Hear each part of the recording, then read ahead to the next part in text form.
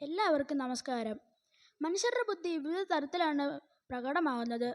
ഗാർട്ട്നറുടെ multiple intelligence theory പ്രകാരം മനുഷ്യർക്ക് വിവിധ തരത്തിലുള്ള ബുദ്ധിശേഷികൾ കാണപ്പെടുന്നു. അവയിൽ പ്രധാനപ്പെട്ട ഒന്നാണ് ദൃശ്യസ്ഥലപര ബുദ്ധി. ചുറ്റുപാടുള്ള വസ്തുക്കളുടെ രൂപം, വലുപ്പം, സ്ഥാനം, ദൂരം, ദിശ തുടങ്ങിയവ മനസ്സിൽ ചിത്രമായി കണ്ട് അവയുടെ അടിസ്ഥാനത്തിൽ ചിന്തിക്കുകയും ചെയ്യാനുള്ള കഴിവാണ് ദൃശ്യസ്ഥലബുദ്ധി. ദൃശ്യസ്ഥലബുദ്ധിയെ അടിസ്ഥാനമാക്കി സീക്കിൽ ഞങ്ങൾ ഉൾക്കൊള്ളിച്ച സെക്ഷനാണ് വരയിടം. നിറങ്ങളും വരകളും ഉപയോഗിച്ച് ആശയങ്ങൾ ചിത്രങ്ങളായി മാറുന്ന വരയിടത്തിൽ തത്സമയ ചിത്രരചനയും ചിത്രപ്രദർശനവും ക്രമീകരിച്ചിരിക്കുന്നു. വരയിടത്തിലെ അതിഥികളെ പരിചയപ്പെടുത്തുവാൻ ആരോണിനെ ക്ഷണിക്കുന്നു. വരയിടത്തിൽ 2 വിശിഷ്ടാതിഥികളാണ് നമുക്കുള്ളത്. ഇവരെ നമുക്ക് പരിചയപ്പെടാം. Shri Murugan Talent, national school of arts അഡ്മിനിസ്ട്രേറ്ററും all Kerala commercial artistic welfare സാംസ്കാരിക ഡിസ്ട്രിക്ട് പ്രസിഡന്റുമായി പ്രവർത്തിക്കുന്നു. ശ്രീ സുരേഷ് ശിവദാസ്, പ്രമുഖ ചിത്രകാരനായ ഇദ്ദേഹം ഡോക്യുമെൻ്ററി സംവിധായകൻ കൂടിയാണ്. നാഷണൽ സ്കൂൾ ഓഫ് ആർട്സ് ഡയറക്ടറായി പ്രവർത്തിക്കുന്നു. ടീം മെമ്പേഴ്സിനെ പരിചയപ്പെടുത്താൻ അശ്വിനെ ക്ഷണിക്കുന്നു. വരയിടത്തിലെ സംഘാടന സമിതി അംഗങ്ങളെ പരിചയപ്പെടാം. Chairman Shajan P Abraham, vice chairperson Anamiya, convener Aaron S, joint convener Anusha. മറ്റംഗങ്ങൾ അനിൽ കൃഷ്ണ, അയാസ് എസ്, അർച്ചന ശ്രീകുമാർ, ഗൗതം കൃഷ്ണ മി, റിയ എമിനു, അശ്വിൻ ജെ ക്ലമന്റ്. വരയിടം ഉദ്ഘാടനം ചെയ്യുന്നത് പ്രമുഖ ചിത്രകാരനായ ശ്രീ മുരുകൻ ടാലൻറ്റ് അവറുകളാണ്. ഈ സെക്ഷൻ ഉദ്ഘാടനം ചെയ്യാനായി അദ്ദേഹത്തെ ക്ഷണിക്കുന്നു. മറ്റു വിശിഷ്ട അതിഥികളെ ക്ഷണിക്കുന്നു.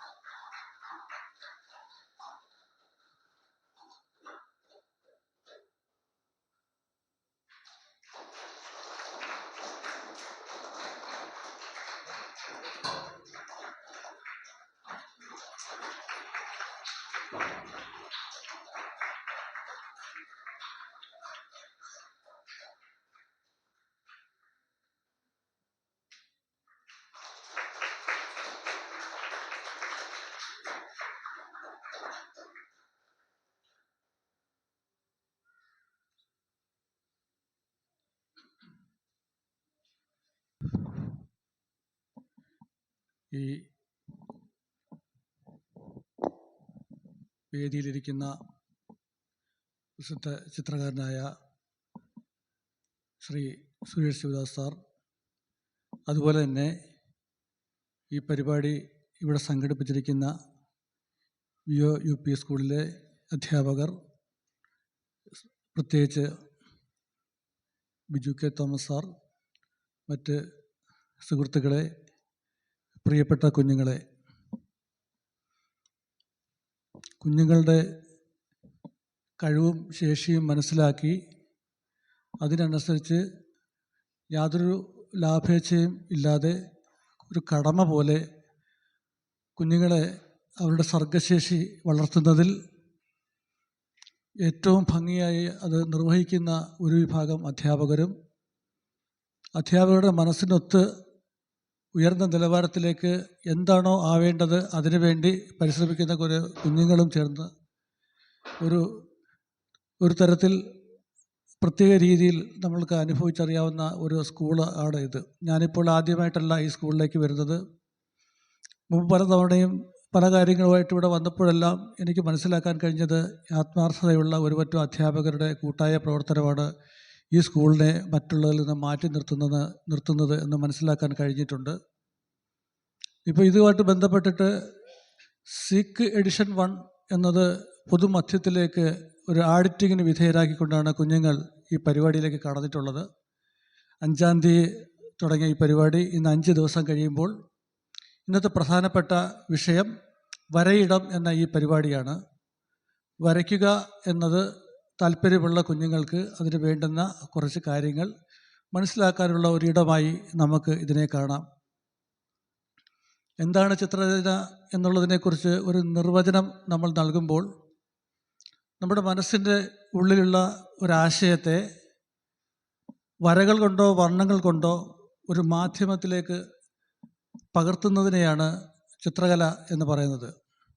ചിത്രകലയുടെ ഏറ്റവും വലിയ പ്രത്യേകത എന്ന് പറയുന്നത് ഒരാൾ, ഒരു കലാകാരൻ അല്ലെങ്കിൽ ഒരു കലാകാരി അല്ലെങ്കിൽ ഒരു കുട്ടി വരയ്ക്കുന്ന ഒരു ചിത്രത്തിൻ്റെ ആശയം മനസ്സിലാക്കാൻ ഭാഷയുടെ ആവശ്യമില്ല എന്നതാണ് ചിത്രകലയുടെ ഏറ്റവും വലിയ പ്രത്യേകത.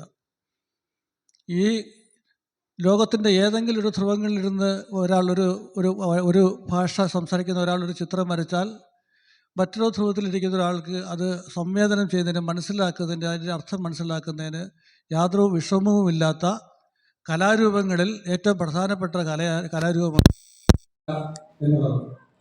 ചിത്രകല എനിക്ക് തോന്നുന്നത് ഇന്ന് മുതൽ തുടങ്ങിയതല്ല. ചിത്രകല എന്നത് ഏതാണ്ട് 30,000 BC 30,000-ന് മുമ്പ് മനുഷ്യൻ ഗുഹാമനുഷ്യരായി ഇരിക്കുന്ന സന്ദർഭങ്ങളിൽ അവർ താമസിക്കുന്ന ഇടങ്ങളിൽ വളരെ മനോഹരമായി വരച്ചിട്ടുള്ള ചിത്രങ്ങളെല്ലാം ഇപ്പോഴും അവശേഷിക്കുന്നുണ്ട്.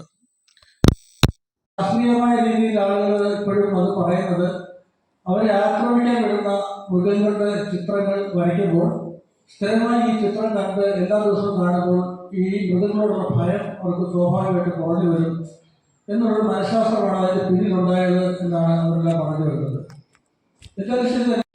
ചിത്രകല എന്ന് പറയുന്നത് ഏറ്റവും പഴക്കമുള്ള ഒരു കലയാണ്, ഭാഷ ആവശ്യമില്ലാത്ത കലയാണ്. അങ്ങനെ ഒട്ടനവധിയായ വൈവിധ്യങ്ങളുള്ള ഒരു കലയാണ് ചിത്രകല എന്ന് പറയുന്നത്. ആദ്യമായി നമുക്ക് ചിത്രകലയ്ക്ക് പ്രധാനമായും വേണ്ടത്, ചിത്രകലയുമായി ബന്ധപ്പെട്ട് താല്പര്യമുള്ള കുട്ടികൾക്ക് വേണ്ടിയാണ് ഞാനിത് പറയുന്നത്, ആദ്യമായി വേണ്ടത് നമുക്ക് സ്കെച്ചാണ്. കൃത്യമായ രീതിയിലുള്ള ഒരു സ്കെച്ച്, ഒരു പെയിൻറ്റിങ്ങിന് നമ്മൾ തയ്യാറെടുക്കുമ്പോഴാണെങ്കിലും ഒരു പെൻസിൽ ഡ്രോയിങ്ങിന് നമ്മൾ തയ്യാറെടുക്കുമ്പോഴാണെങ്കിലും സ്കെച്ച് എന്നുള്ളത് ഏറ്റവും മനോഹരമായും വൃത്തിയായും ഭംഗിയായും സ്കെച്ച് ചെയ്യുമ്പോഴേ അതിനൊരു പരിസമാപ്തി കൃത്യമായി നമ്മൾ ഉദ്ദേശിക്കുന്ന ഒരു റിസൾട്ട് നമുക്ക് കിട്ടുകയുള്ളൂ. അപ്പം പലപ്പോഴും നമുക്കിപ്പം ആദ്യമ കാലത്തുള്ള നമ്മുടെ ചിത്രകല രംഗത്തുള്ള പിതാവായിട്ടുള്ള ഡാവഞ്ചിയും അങ്ങനെ റംബ്രാൻഡ് അങ്ങനെയൊക്കെയുള്ള നിരവധിയായ മൈക്കലാഞ്ചലോ തുടങ്ങിയ ആളുകളുടെയൊക്കെ സ്കെച്ചുകൾ നമുക്കിപ്പോൾ ഗൂഗിൾ വഴി പലരുടെയും അവശേഷിച്ചിരിക്കുന്ന സ്കെച്ചുകൾ നമുക്ക് കിട്ടുന്നുണ്ട്. അവയെല്ലാം നിങ്ങൾ വാങ്ങി അടുത്ത് ഡൗൺലോഡ് ചെയ്ത് നമുക്ക് കൃത്യമായി അവരുടെ സ്കെച്ചുകളെ അനുകരിക്കുന്നത് ഒരു നല്ല കാര്യമായിരിക്കും എന്നാണ് ഞാൻ അതിനുവേണ്ടി നിങ്ങളോട് പറയുന്നത്. അതിനോടൊപ്പം തന്നെ നമ്മൾ ഓരോരോ കാര്യങ്ങളിൽ വരയ്ക്കുന്ന സമയത്ത് നമ്മുടെ മനസ്സിലുള്ള കാര്യങ്ങൾ, ആശയപരമായി നമ്മുടെ മനസ്സിലുള്ള കാര്യങ്ങൾ വരയ്ക്കുന്നതിനോടൊപ്പം നമ്മുടെ മുമ്പിലുള്ള പ്രകൃതി ദൃശ്യങ്ങൾ, ഇപ്പം നമ്മുടെ വീടിൻ്റെ മുമ്പിലുള്ള ഒരു മരം നമ്മൾ ആ മരമായി തന്നെ വരയ്ക്കുന്നു. പിന്നെ നമുക്ക് തോന്നുന്നതെന്ന് പറഞ്ഞാൽ നമ്മളൊരു ആശയം വരികയാണ്. മരത്തിൽ ഓൾറെഡി ഒരു പക്ഷി ഇല്ലെങ്കിലും നമ്മുടെ ഐഡിയ വെച്ചിട്ടൊരു പക്ഷി അവിടെ വരയ്ക്കാം. പൂക്കളില്ലാത്ത മരങ്ങളിലാണെങ്കിൽ നമ്മളുടെ ആശയം വെച്ചെടുത്ത് പൂക്കൾ വരയ്ക്കാം. ഇങ്ങനെ ഇത് നമ്മുടെ ആശയഗതികൾ ഈ ചിത്രങ്ങളിലൂടെ നമുക്ക് പല പല രീതിയിലേക്ക് മാറ്റി എഴുതാൻ സാധിക്കും. മഹാനായ ലോകത്തിലെ ചിത്രങ്ങളുടെ പിതാവായിട്ടുള്ള ഡാവിഞ്ചി അദ്ദേഹം ഒരിക്കൽ പറയുകയുണ്ടായി, എനിക്ക് കുട്ടികളെ പോലെ വരയ്ക്കാൻ ഞാൻ ഏറെ പഠിക്കേണ്ടി വന്നു എന്ന്. അദ്ദേഹം വന്നൊക്കെ എന്ന് പറഞ്ഞാൽ അവിടെ ഈ ഹെർക്കുലീസിൻ്റെ ഒക്കെ പ്രതിമകളുടെ മുമ്പിൽ വന്നിരുന്ന അത് കണ്ടു വരയ്ക്കുന്ന ഒരു സ്വഭാവക്കാരനായിരുന്നു അദ്ദേഹം പറഞ്ഞിട്ടുള്ളത്, ഞാൻ പ്രതിമ വരയ്ക്കുകയായിരുന്നില്ല, പ്രതിമ പുനർസൃഷ്ടിക്കുകയായിരുന്നു എന്നാണ് അദ്ദേഹം പിന്നീട് പറഞ്ഞിട്ടുള്ളത്. കാരണം അത്രത്തോളം ഒരു റിയലിസ്റ്റിക്കായിട്ട് ചിത്രം വരയ്ക്കാൻ കഴിവുള്ള ആ വ്യക്തി പിന്നീട് കുട്ടികളെ പോലെ വരയ്ക്കുന്നത് അത്ഭുതകരമായ ഒരു സംഭവമാണെന്നാണ് അദ്ദേഹം പിന്നീട് പറഞ്ഞിട്ടുള്ളത്. കാരണം അവർക്ക് സാങ്കേതിക വിദ്യയെക്കുറിച്ചൊന്നും അവർക്ക് ധാരണയില്ല, വർണ്ണ വിന്യാസ സിദ്ധാന്തങ്ങളെക്കുറിച്ച് അവർക്ക് ധാരണയില്ല. അവർക്ക് തോന്നുന്ന ഒരാശയം അവർക്ക് ഇഷ്ടപ്പെടുന്നത് പോലെ ആവിഷ്കരിക്കുകയാണ് ചെയ്യുന്നത്. അതിനകത്ത് ഒട്ടേറെ അർത്ഥങ്ങൾ അവരെ കണ്ടെത്തുന്നുണ്ടാവാം, അവരുടെ മനസ്സിൽ നിന്നുള്ള ഒട്ടേറെ അക്ഷരങ്ങൾ അവർ കണ്ടെത്തുന്നുണ്ടാവാം. അപ്പം അതുകൊണ്ട് അദ്ദേഹമൊക്കെ പറഞ്ഞു വയ്ക്കുന്നത് കുട്ടികളെ സംബന്ധിച്ചുള്ള ചിത്രകല ഏറ്റവും മഹനീയവും ഏറ്റവും അർത്ഥവത്താണ് എന്നാണ് അദ്ദേഹം പറഞ്ഞു വെക്കുന്നത്. അപ്പം നിങ്ങളെയൊക്കെ സംബന്ധിച്ചിടത്തോളം എത്രത്തോളം വരയ്ക്കാമോ അത്രത്തോളം വരയ്ക്കുക. ഏത് പ്രതലത്തിലായാലും കിട്ടുന്ന വില കുറഞ്ഞ കടലാസ് നോട്ടീസ് പേപ്പർ ആയാലും വാങ്ങിച്ചു വെച്ച് എത്രത്തോളം വരയ്ക്കാൻ കഴിയുമോ അത്രത്തോളം വരയ്ക്കുക. നിങ്ങളുടെ മനസ്സിലുള്ള ആശയങ്ങൾ നിങ്ങൾ അത്രത്തോളം അതിലേക്ക് പങ്കുവെക്കുക. ആർക്കെങ്കിലും എന്തെങ്കിലും തോന്നുന്നു നമ്മുടെ ചിത്രം കണ്ടിട്ട് ഒരാൾക്ക് ഇഷ്ടപ്പെടുന്നുണ്ടോ, ചിലപ്പം വരകൾക്ക് പറ്റായി സംഭവിക്കാം, ചിലപ്പോൾ നിറങ്ങൾ യോജിക്കാത്തവയായിരിക്കാം. ഇതൊന്നും നിങ്ങൾ നോക്കേണ്ട കാര്യമില്ല. നിങ്ങൾ ഇഷ്ടം പോലെ വരയ്ക്കുക എന്നുള്ളതാണ്. ഇപ്പം വരയ്ക്കുന്ന സമയത്ത് തെറ്റുകൾ പറ്റിയിട്ടുള്ള ആളുകളാണ് ഈ പറഞ്ഞിട്ടുള്ള ലോകത്തുള്ള എല്ലാ മഹാന്മാരായ രവിവർമ്മ ഉൾപ്പെടെയുള്ള മഹാന്മാരായ ചിത്രകാരന്മാർക്കെല്ലാം വരയ്ക്കുന്ന ഇടത്തിൽ ഒട്ടനവധിയായ തെറ്റുകൾ വന്നിട്ടാണ് അവർ അതിലേക്ക് കടന്നു വന്നിട്ടുള്ളത്. ഇപ്പം ഞാനൊക്കെ എൻ്റെ ചെറുപ്പകാലത്തേക്കെന്ന് പറഞ്ഞാൽ ഏറ്റവും വരയ്ക്കാൻ ഇഷ്ടം ആനയെ വരയ്ക്കുന്നതാണ് ഏറ്റവും വലിയ ഇഷ്ടം. അംബാസഡർ കാറ് വരയ്ക്കുന്നതാണ് ഇഷ്ടം. അന്ന് അംബാസഡർ കാറ് മാത്രമേ ഉണ്ടായിരുന്നുള്ളൂ. ഇപ്പോൾ ആനയെ വരയ്ക്കാൻ തുടങ്ങിക്കഴിഞ്ഞാൽ നമുക്ക് പല പല പ്രശ്നങ്ങളുണ്ടാവും. തുമ്പിക്ക വരയ്ക്കുന്നതിൻ്റെ ഒരു ബുദ്ധിമുട്ട് വരുന്നുണ്ട്, ചെവി വരയ്ക്കുന്നതിൻ്റെ ബുദ്ധിമുട്ട്. ഇത് 100% ഒരു വ്യക്തിയാണെങ്കിൽ 99% പ്രയത്നവും 1% ജന്മസിദ്ധമെന്നാണ് കലകളെക്കുറിച്ച് പറയുന്നത്. ഈ ആന വരച്ച് ശരിയായില്ലെങ്കിൽ ശരിയാവുന്നിടം വരെ വരയ്ക്കുന്നവരാണ് ടാലൻ്റുള്ള ആളുകൾ. എല്ലാവരും വരയ്ക്കും, പക്ഷേ വരച്ചിട്ട് അത് ക്ലിയർ ആവാത്ത സമയം പേപ്പർ വലിച്ചെറി കളഞ്ഞിട്ട് പോകുന്ന കുട്ടികളുണ്ട്. എന്നാൽ നേരെ മറിച്ച് ഈ ടാലൻ്റുള്ള കുട്ടി എന്ന് പറഞ്ഞാൽ അത് ശരിയാവുന്നിടം വരെ വരയ്ക്കുന്നുള്ളതാണ് അതാണ് അതിൻ്റെ ഒരു പ്രത്യേകത. അപ്പോൾ അങ്ങനെ ഉള്ള ആളുകളായി നിങ്ങൾ മാറണം. നിങ്ങൾ ഇഷ്ടം പോലെ വരയ്ക്കുക. പിന്നെ ചിത്രരചന എന്ന് പറയുന്നത് ഒരു ലക്ഷ്യമല്ല, ഒരു യാത്രയാണ്. ഇഷ്ടംപോലെ നമുക്ക് പരിചയപ്പെടാൻ ആളുകളുണ്ട്, ഇഷ്ടംപോലെ പരിചയപ്പെടാനുള്ള കാര്യങ്ങളുണ്ട്, ശാസ്ത്രീയമായ വശങ്ങളുണ്ട്. അത് ഒട്ടനവധിയായ ചിത്രകലയെ സംബന്ധിച്ചിടത്തോളം ഒട്ടനവധിയായ കാര്യങ്ങളൊക്കെ ശാസ്ത്രീയമായി പഠിക്കാനുണ്ട്. അതൊക്കെ നിങ്ങളുടെ ഘട്ടം കഴിഞ്ഞതിന് ശേഷം മതി എന്നുള്ളതാണ് എൻ്റെ അഭിപ്രായം. എന്തായാലും നിങ്ങളെ പ്രോത്സാഹിപ്പിക്കുവാനായിട്ട് നല്ലൊരു ടീം ഇവിടെ അധ്യാപകരുടെ കൂട്ടത്തിൽ നല്ലൊരു ടീം ഉണ്ടെന്നുള്ള കാര്യം ഞങ്ങൾക്ക് എല്ലാവർക്കും അറിയാം. നിങ്ങളുടെ VOUP സ്കൂളെന്ന് പറഞ്ഞാൽ വളരെ പ്രസിദ്ധമാണ്. മുല്ലൂരിലല്ല അപ്പുറം പുറത്തേക്കുമൊക്കെ വളരെ പ്രസിദ്ധമായ സ്കൂളാണ്. ഇങ്ങനെയൊരു നല്ലൊരു സ്കൂളിൽ പഠിക്കാൻ നിങ്ങൾക്കൊരു സാധ്യത ചാൻസ് കിട്ടി തന്നെ വലിയ സന്തോഷകരമായി നിങ്ങൾ കാണണം. നിങ്ങളെ പ്രോത്സാഹിപ്പിക്കാനുള്ള ആളുകൾ ഇഷ്ടം പോലെയുണ്ട്. അതുകൊണ്ട് കൃത്യമായ രീതിയിൽ നിങ്ങൾ പഠനത്തിലൂടെ ശാസ്ത്രീയ വശത്തിലൂടെ ചിത്രരചനയിലേക്ക് കടക്കണം എന്ന് പറഞ്ഞുകൊണ്ട് ഇവിടെ ഇങ്ങനെ ഇത്രയും വലിയ ഒരു പരിപാടിയുടെ ആകാൻ കഴിഞ്ഞതിലുള്ള നന്ദിയും സന്തോഷവും രേഖപ്പെടുത്തിക്കൊണ്ട് ഞാൻ എൻ്റെ വാക്കുകൾ അവസാനിപ്പിക്കുന്നു. ഈ പരിപാടി ഉദ്ഘാടനം ചെയ്തതായി പ്രഖ്യാപിക്കുന്നു. 37 കുട്ടികളാണ് ഉള്ളത്. ക്ലാസ് നയിക്കുന്നതിനായി ശ്രീ സുരേഷ് സാറിനെ ക്ഷണിക്കുന്നു.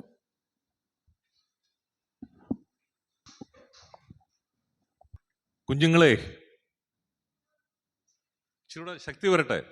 കുഞ്ഞുങ്ങളെ, കുഞ്ഞുങ്ങളെ, കുഞ്ഞുങ്ങളെ, മക്കളെ, ഇനിയും വരാനുണ്ട്. മക്കളെ, മക്കളെ, എല്ലാവർക്കും ഇച്ചിരി കൂടെ ഊർജം വരട്ടെ. നമ്മളെന്തായാലും ഒരു കലയെക്കുറിച്ച് പഠിക്കാൻ പോവുകയാണ്. നിങ്ങൾക്ക് പഠിക്കാനായിട്ട് ആർട്ട് വർക്ക് എന്ന് പറഞ്ഞൊരു ക്ലാസ് ഉണ്ടോ? ഉണ്ടെങ്കിൽ കൈ ഉയർത്തുക. ഉണ്ട്. ആരാണ് ടീച്ചർ നിങ്ങളുടെ? ആരാ? സീന ടീച്ചർ. സീന ടീച്ചർ ഇവിടെ ഉണ്ടോ? ഇപ്പോഴിവിടെ ഉണ്ടോ? ഇല്ല. സീന ടീച്ചർ നിങ്ങളെ നന്നായിട്ട് പഠിപ്പിക്കുന്നുണ്ടോ വരയ്ക്കാനും ഒക്കെ? ഏതാ? ക്രിസ്റ്റീന. സോറി. ഞാൻ സീന ടീച്ചർ എല്ലാവരും ഒരുമിച്ച് പറയുന്നുണ്ടേ. അപ്പൊ ക്രിസ്റ്റീന ടീച്ചർ. ക്രിസ്റ്റീന. ഓക്കെ. ഇപ്പൊ ഞാൻ പറഞ്ഞത് ശരിയാണോ? ക്രിസ്റ്റീന പേര് ശരിയാണല്ലോ? ശരി. ആ ടീച്ചർ എങ്ങനെയാണ്? നിങ്ങളെ എന്തൊക്കെയാ പഠിപ്പിക്കുന്നത്? ഹിന്ദിയാണ് പഠിപ്പിക്കുന്നത്. ഹിന്ദി ടീച്ചറാണ് ഈ ആർട്ട് വർക്കിൻ്റെയും ടീച്ചർ അല്ലേ? അപ്പം നിങ്ങളെ ഏറ്റവും സപ്പോർട്ടീവായിട്ട് നിങ്ങൾക്കെല്ലാം ചെയ്യാൻ, ക്രിയേറ്റീവ് വർക്കൊക്കെ ചെയ്യാൻ സഹായിക്കുന്നുണ്ടോ? ഉണ്ട്. നല്ല ടീച്ചറാണോ? അപ്പോൾ ആ ടീച്ചറിന് ഒരു കൈയടി കൊടുത്ത് എല്ലാവരും എഴുന്നേറ്റ് നിന്ന്.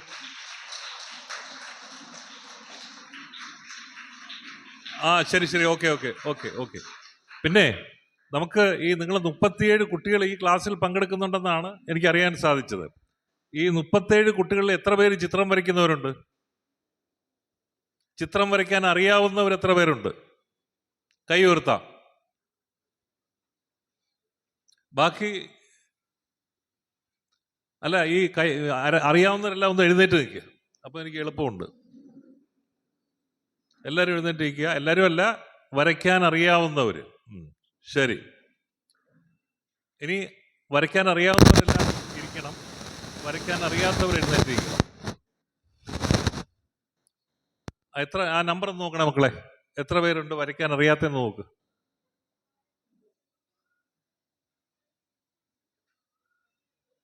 എത്ര കുട്ടികളുണ്ട്? 14 പേര്. 37 കുട്ടികൾ മൊത്തമുള്ളതിൽ 14 കുട്ടികൾക്ക് വരയ്ക്കാൻ അറിയത്തില്ല. പക്ഷെ നമുക്കിന്ന് ഈ 37 കുട്ടികളും വരച്ചുകൊണ്ടാണ് നമ്മളിവിടെ ഈ ക്ലാസ് തുടങ്ങുന്നത്. അറിയത്തില്ലെന്ന് പറഞ്ഞു നിൽക്കുന്ന 14 കുട്ടികൾ ഉൾപ്പെടെ 37 കുട്ടികൾ ഇവിടെ ഇരുന്ന് ചിത്രം വരയ്ക്കും. റെഡിയാണോ? വരയ്ക്കാൻ അറിയത്തില്ലെന്ന് പറഞ്ഞ കുട്ടികളോടാണ് ചോദ്യം. റെഡിയാണോ? എന്നാൽ നമുക്ക് വരയ്ക്കാം.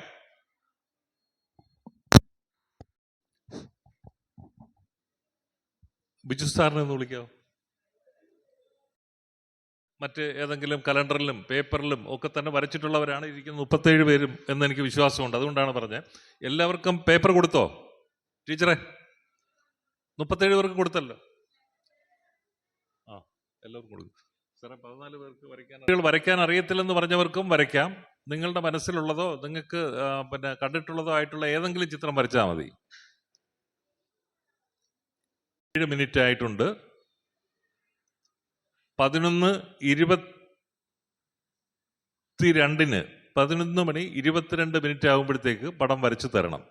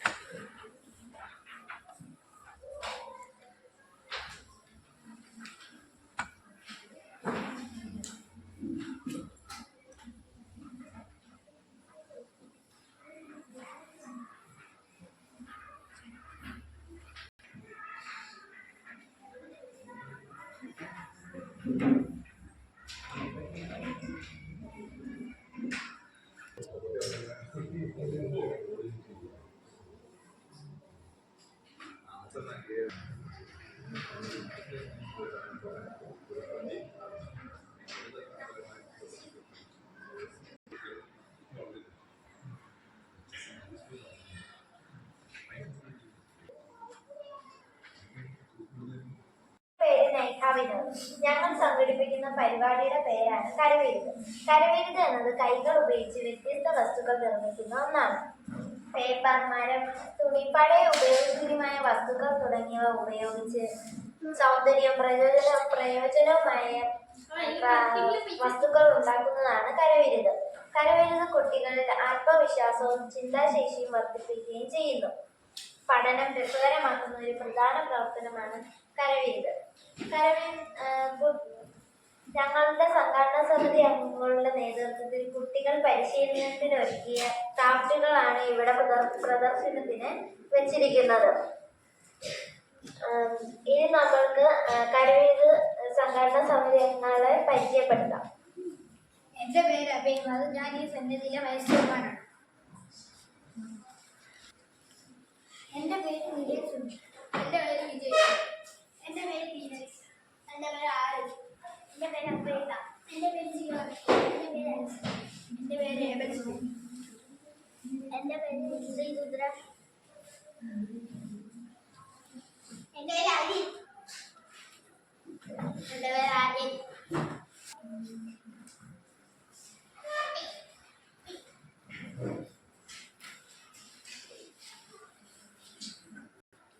നന്ദി അറിയിക്കുന്നതിനായി നിവേദനം ക്ഷണിക്കുന്നു. എല്ലാവർക്കും നമസ്കാരം.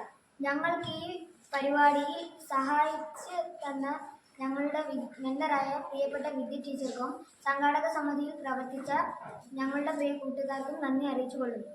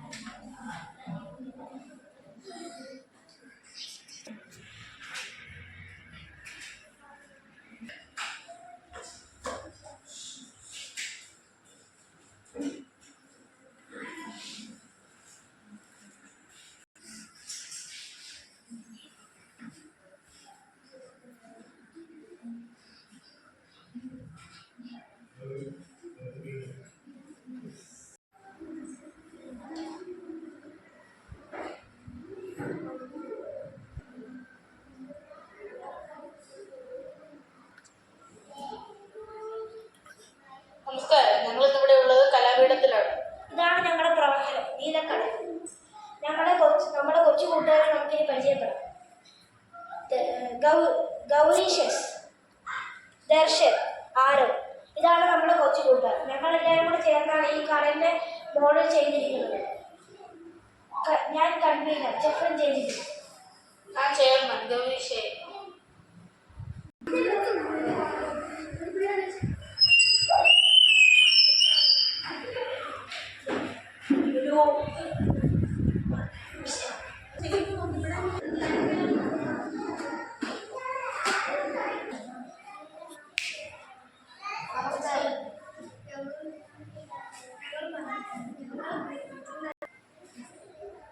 നമസ്കാരം. ഞങ്ങൾ നിൽക്കുന്ന കലാലയത്തിലാണ്. ഈ പ്രവർത്തനം തുമ്പുരേഖകളാണ്. നിറങ്ങൾ പറ്റിച്ചുകൊണ്ട് പുതിയ ചിത്രങ്ങൾ രൂപകൽപ്പന ചെയ്യുന്നതാണ് തുമ്പുരേഖകൾ. ആരാധ്യ സുനിൽ, വേദൻ, ഫേവ മറുബിജു, ഇസ്രായേൽ, അതാണ് നമ്മൾ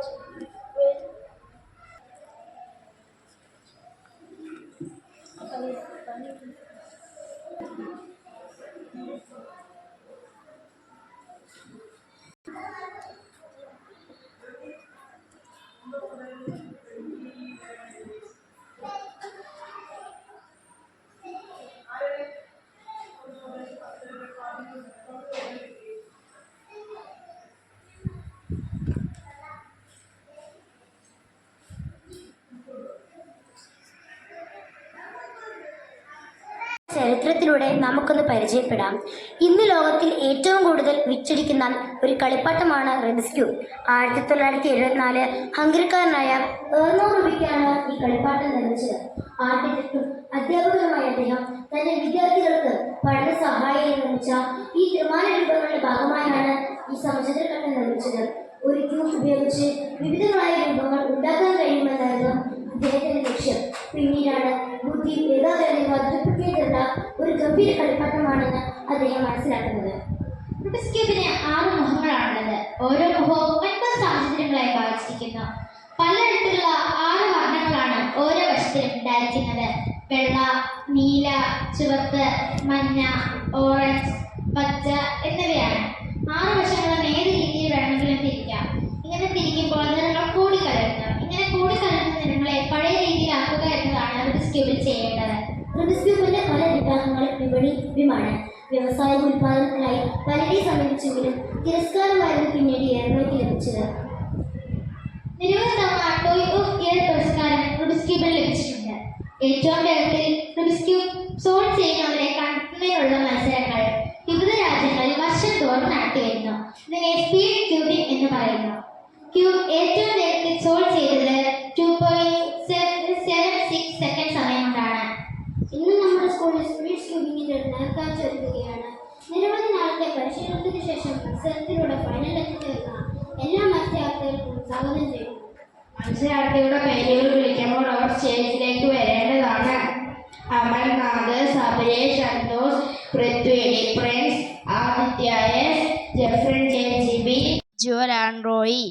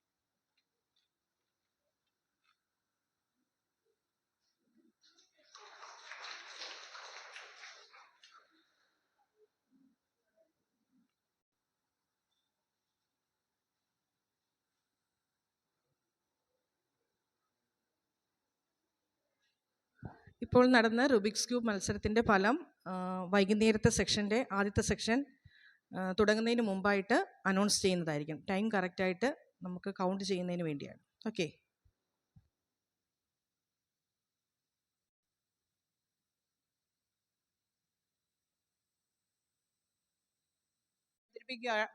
പരിപാടി തുടങ്ങാൻ പോവുകയാണ്. പരിപാടി അവതരിപ്പിക്കാൻ വേണ്ടി നമ്മുടെ കുഞ്ഞുങ്ങളെ ക്ഷണിക്കുന്നു. പ്രിയപ്പെട്ട അധ്യാപകരെ, കൂട്ടുകാരെ, എല്ലാവർക്കും നമസ്കാരം. നീലവാനിൽ പറക്കുന്ന പക്ഷികളും കാറ്റിൻ്റെ ശബ്ദവും ഒരു മനോഹര സംഗീതം പോലെയാണ്. ആ സംഗീതം നാടൻ പാട്ടിൻ്റെ തനത് ശൈലിയിൽ നമ്മുടെ കൂട്ടുകാർ ഈ വേദിയിൽ അവതരിപ്പിക്കുന്നതാണ്. അടുത്തതായി അനമിത്ര ക്ഷണിക്കുന്നു. ജീവിതത്തിൻ്റെ സൗന്ദര്യവും മനുഷ്യബന്ധങ്ങളുടെ സ്നേഹവും പ്രകൃതിയോടുള്ള ആദരവും ഈ നാടൻ പാട്ടിൻ്റെ അവതരണത്തിലൂടെ നമുക്ക് ഏവർക്കും ആസ്വദിക്കാവുന്നതാണ്. അടുത്തതായി അനുശ്രീയെ ക്ഷണിക്കുന്നു. പരിപാടി ഇത്രയും വിജയകരമാക്കിയ സംഘാടക സമിതി സഹായിച്ച സംഘാടക സമിതി അംഗങ്ങളെ പരിചയപ്പെടുത്താൻ chairman Aditya, vice chairman Anamitra, Kashmiri. അടുത്തതായി ആദിത്യ ചേച്ചിനെ ക്ഷണിക്കുന്നു. നമ്മുടെ നാടിൻ്റെ മധുരമുള്ള നാടൻപാട്ട് ഈ വേദിയിൽ മനോഹരമായ നാടൻപാട്ട് അവതരിപ്പിക്കുവാൻ നമ്മുടെ പ്രിയ കൂട്ടുകാരെ നിറഞ്ഞ കൈയോടുകൂടെ നമുക്ക് ക്ഷണിക്കാം. ആദ്യമായി നാടിൻ്റെ മധുരമുള്ള നാടൻപാട്ട് കലാകാരിയായ അനുശ്രീ എസിനെ ക്ഷണിക്കാം. ആടാട് ആടാടാടാട് ആടമ്മേ ആടമ്മേ കവിലെ നല്ലമ്മേ ആടാട് ആടാട് ആടാടാടാട് ആടമ്മേ ആടമ്മേ കാവിലെ നല്ലമ്മേ ആടിക്കളിക്കുമ്പോൾ അമ്മ വാർമുടി കെട്ടുമ്പോൾ ആടിക്കളിക്കുമ്പോൾ വാർമുടി കെട്ടുമ്പോൾ അമ്മ ചൂടൊന്ന് വെക്കുമ്പോളേ താളം പിടിക്കണട്ടാ അമ്മ പൊൻവലക്കാരിനതേ താളം പിടിക്കണടാ ആടാട് ആടാട് ആടാടാടാട് ആടമ്മേ ആടമ്മേ കാവിലെ നല്ലമ്മേ.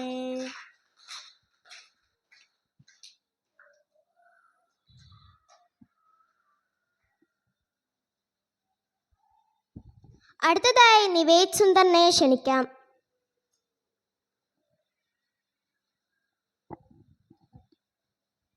തുഞ്ചൻ പറമ്പിൽ നിന്നും ഒരു പഞ്ചവർണ്ണ കിളി പറന്നേ, തുഞ്ചൻ പറമ്പിൽ നിന്നും ഒരു പഞ്ചവർണ്ണ കിളി പറന്നേ. കേൾക്കണോ പ്രിയ കൂട്ടരെ അവൾ കൊഞ്ചി പറഞ്ഞ കഥ, അവൾ കൊഞ്ചി കൊഞ്ചി പറഞ്ഞ കഥ.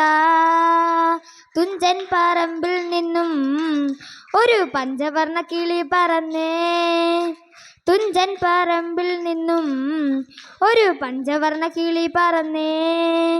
കൊച്ചി കണ്ട് കോട്ട കണ്ട് കൊച്ചിയിലാഴി മുഖം കണ്ടേ, ഒരു കൊച്ചിക്കാരി പെണ്ണിനെ കണ്ടേ. കൊച്ചി കണ്ട് കോട്ട കണ്ട് കൊച്ചിയിലാഴി മുഖം കണ്ടേ, ഒരു കൊച്ചിക്കാരി പെണ്ണിനെ കണ്ടേ. ആ കേൾക്കണോ പ്രിയ കൂട്ടരെ അവൾ കൊഞ്ചി പറഞ്ഞ കഥ, അവൾ കൊഞ്ചി കൊഞ്ചി പറഞ്ഞ കഥ. കൊല്ലം കണ്ട് ഇല്ലം കണ്ട് ആലപ്പുഴയും കണ്ടേ, അമ്പലപ്പുഴ വേളയും കണ്ടേ. കൊല്ലം കണ്ട് ഇല്ലം കണ്ട് ആലപ്പുഴയും കണ്ടേ, അമ്പലപ്പുഴ വേളയും കണ്ടേ. ആ കേൾക്കണോ പ്രിയ കൂട്ടരെ അവൾ കൊഞ്ചി പറഞ്ഞ കഥ, അവൾ കൊഞ്ചി കൊഞ്ചി പറഞ്ഞ കഥ. മുത്ത് കണ്ട് ചിപ്പി കണ്ട് മുത്തോലക്കുടയും കണ്ടേ, ഒരു മുത്ത് വിൽക്കണ പെണ്ണിനെ കണ്ടേ.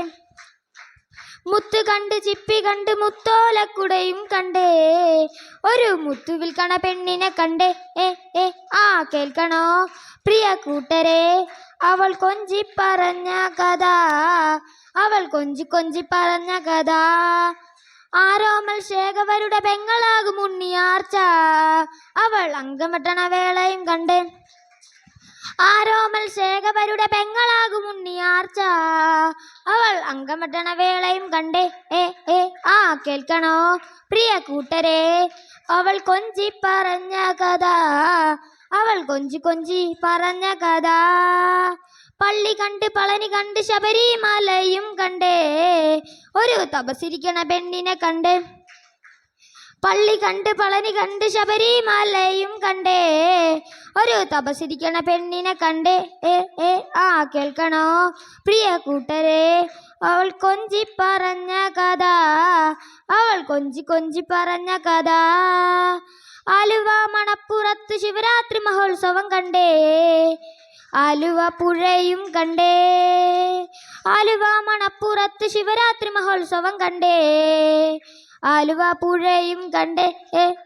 ആ കേൾക്കണോ പ്രിയ കൂട്ടരെ അവൾ കൊഞ്ചി പറഞ്ഞ കഥ, അവൾ കൊഞ്ചി കൊഞ്ചി പറഞ്ഞ കഥ.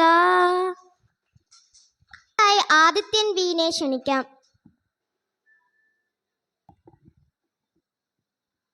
മല്ലികപ്പൂ കണ്ടാൽ ചന്തമില്ല കരളെ, ഉമ്മ വെച്ചുണർത്താൻ വെറുതെ മോഹമില്ല കരളെ. ചെണ്ടുമല്ലികപ്പൂ കണ്ടാൽ ചന്തമില്ല കരളെ, ഉമ്മ വെച്ചുണർത്താൻ വെറുതെ മോഹമില്ല കരളെ. അരളിയിലൊരു കിളി കൊഞ്ചിപ്പാടി, അന്നേരം ഒരു സുന്ദരിയാടി. അരവാരം തകതാളം തല്ലി, അരമണി കിങ്ങിണി കിളി പാകി. ഇമകളെന്തു ഭംഗി, ഇവളുടെ കവിളിലെന്തു ഗാന്ധി. അതരമാദ്ര മധുരം നുകരാൻ ഭാഗ്യമേകു ഭവതി.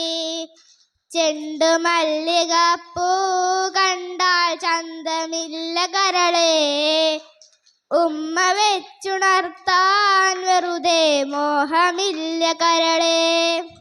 വിസ്ത്രവസ്തു മാമുനി തന്നരികെ, വിശ്വവിലാസിനി കഥനം തുടരെ. പുത്താത്തിനിയാം ഇവളിലെ ദുഃഖം, തീർപ്പാൻ തീരത്തെ മുന്നിലെ സ്വൽപ്പം. ചെണ്ടുമല്ലികപ്പൂ കണ്ടാൽ ചന്തമില്ല കരളെ, ഉമ്മ വെച്ചുണർത്താൻ വെറുതെ മോഹമില്ല കരളെ. അനുമതി വെണ്ണൊറ്റക്കുട ചൂടി, ആകാശപ്പൂ പന്തൽ ചാർത്തി. നീഹാരം മുത്തണി മണിയേകി, സ്വർണ്ണക്കൊലുസിൻ സരിഗമ പാടി.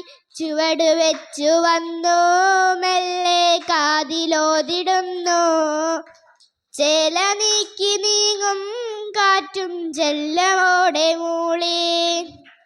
ചെണ്ടുമല്ലികപ്പൂ കണ്ടാൽ ചന്തമില്ല കരളെ, ഉമ്മ വെച്ചുണർത്താൻ വെറുതെ മോഹമില്ല കരളെ.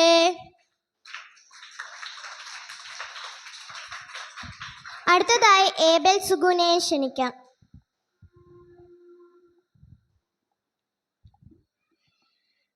എള്ളോളം താരി പൊന്നും തീന, തനി തഞ്ചാവൂരു പട്ടം തീന. തങ്കം തെളിയണ പട്ടു തിളങ്ങണ ചന്തം നിനക്കാടി.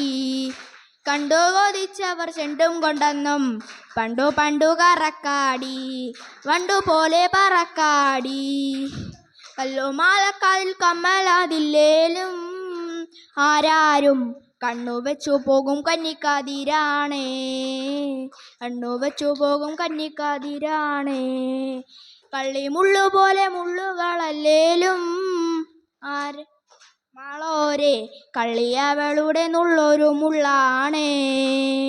കള്ളിയവളുടെ നുള്ളൊരു മുള്ളാണേ.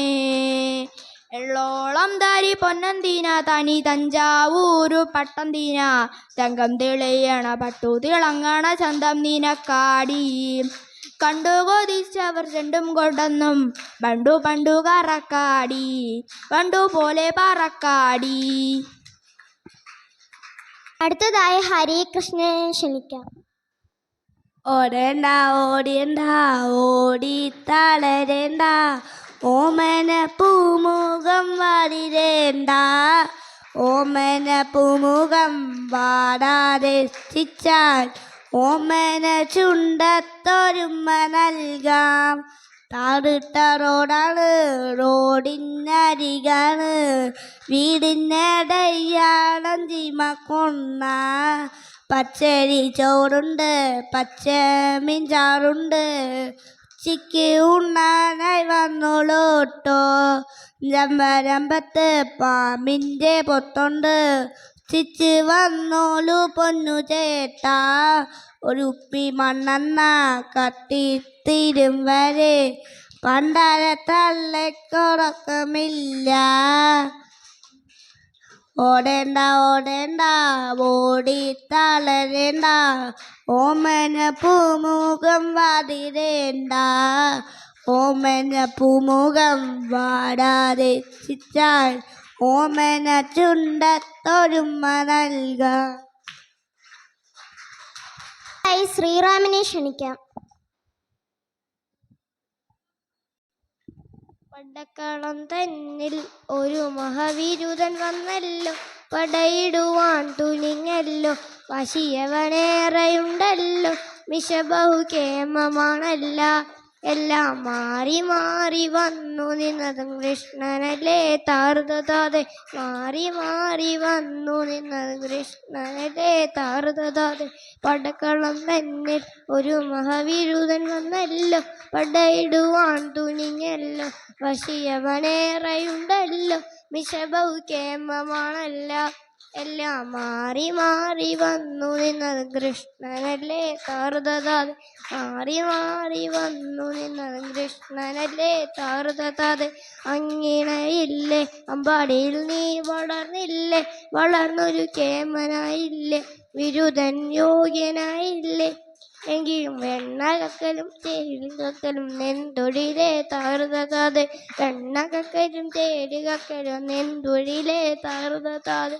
അങ്ങിണയില്ലേ അമ്പാടിയിൽ നീ വളർന്നില്ലേ, വളർന്നൊരു കേമനായില്ലേ, വിരുദൻ യോഗ്യനായില്ലേ, എങ്കിലും വെണ്ണകക്കലും തേടികക്കലും നെന്തൊഴിലേ താറുതാതെ, വെണ്ണകക്കലും തേടികക്കലും നെന്തൊഴിലേ താറുതാതെ.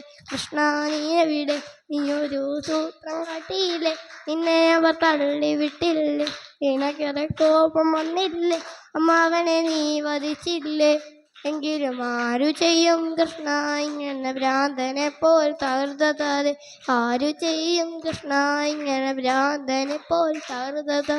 കൃഷ്ണ നീ എവിടെ, നീയൊരു സൂത്രം കാട്ടിയില്ലേ, നിന്നെ അവർ തള്ളി വിട്ടില്ലേ, നിനക്കേറെ കോപം വന്നില്ലേ, അമ്മാവനെ നീ വധിച്ചില്ലേ, എങ്കിലും ആരു ചെയ്യും കൃഷ്ണ ഇങ്ങനെ ഭ്രാന്തനെ പോൽ താറുതാതെ, ആരു ചെയ്യും കൃഷ്ണ ഇങ്ങനെ ഭ്രാന്തനെ പോൽ താറുതാതെ.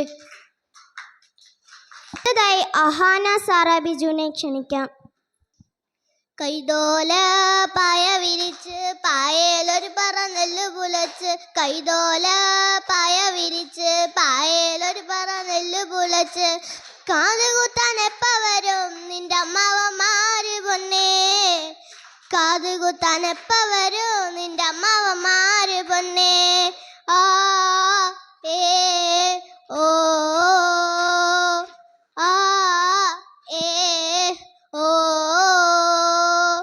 കൈതോല പായ വിരിച്ച് പായേലൊരു പറ നെല്ല് പുലച്ച്, കാതുകുത്താൻ എപ്പ വരൂ നിന്റെ അമ്മാവന്മാര് പൊന്നേ, കാതുകുത്താൻ എപ്പ വരൂ നിന്റെ അമ്മാവന്മാര് പൊന്നേ. ആ ഏ ഓ ആ ഏ ഓ.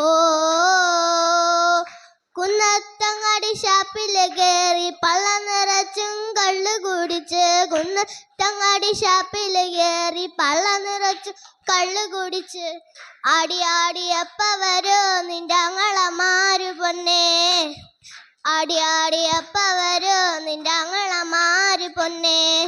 കൈതോല പായ വിരിച്ച് പായേലൊരു പറ നെല്ല് പുലച്ച്, കാതുകുത്താൻ എപ്പ വരൂ നിന്റെ അമ്മാവന്മാര് പൊന്നേ, കാതുകുത്താൻ എപ്പ വരൂ നിന്റെ അമ്മാവന്മാര് പൊന്നേ.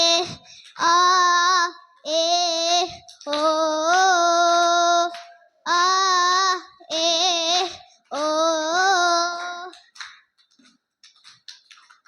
മുഹമ്മദ് ഫൈസാനെ ക്ഷണിക്കാം.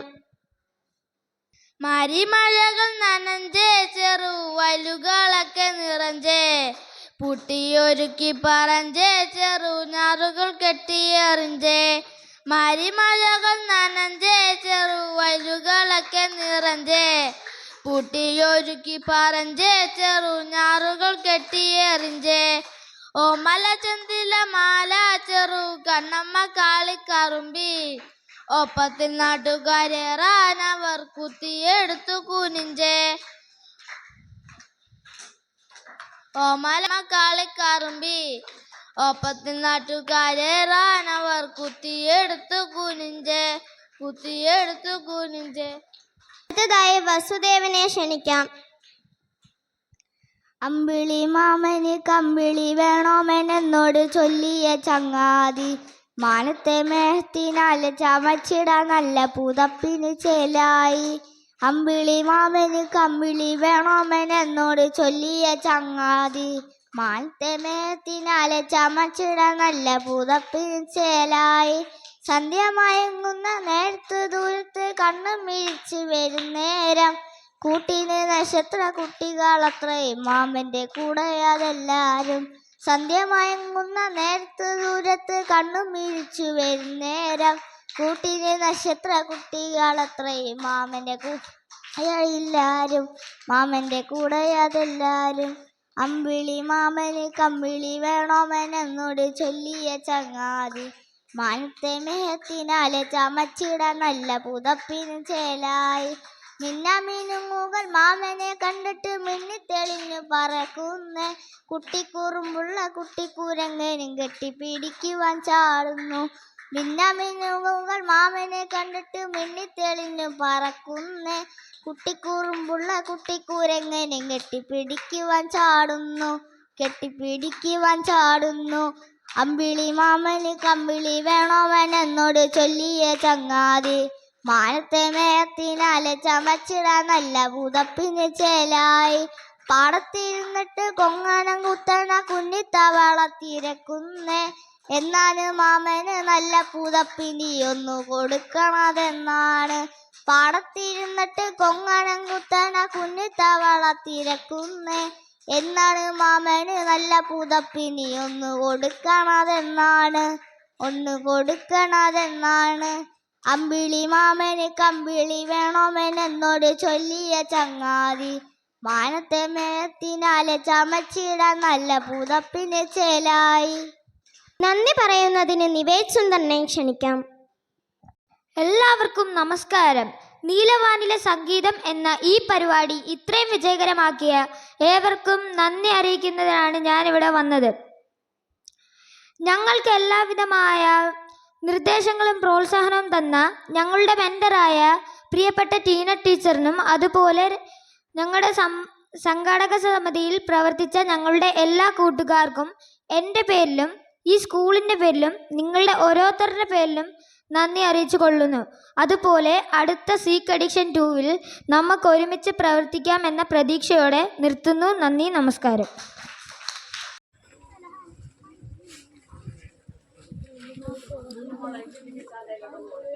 പ്രിയപ്പെട്ട അധ്യാപകരെ, പ്രിയ സഹപാഠികളെ, എല്ലാവർക്കും നമസ്കാരം. മലയാള ഭാഷയുടെ ഹൃദയസ്പർശിയായ സൗന്ദര്യത്തെ ഏറ്റവും മനോഹരമായി അവതരിപ്പിക്കുന്ന സാഹിത്യ രൂപമാണ് കവിത. മനുഷ്യന്റെ മനസ്സിലെ വികാരങ്ങളെയും സ്വപ്നങ്ങളെയും ചിന്തകളെയും ചുരുക്കം വാക്കുകളിലൂടെ ആഴത്തിൽ പ്രകടിപ്പിക്കാൻ കഴിയുന്ന അതുല്യമായ ശക്തി കവിതയ്ക്കുണ്ട്. ഈ മനോഹരമായ സാഹിത്യ പരമ്പരയെക്കുറിച്ചും മലയാള കവിതയുടെ വിവിധ കാലഘട്ടങ്ങളിൽ ഉണ്ടായ മാറ്റങ്ങളെക്കുറിച്ചും മനസ്സിലാക്കുന്നതിനായി നമ്മൾ ചെറിയൊരു സംവാദം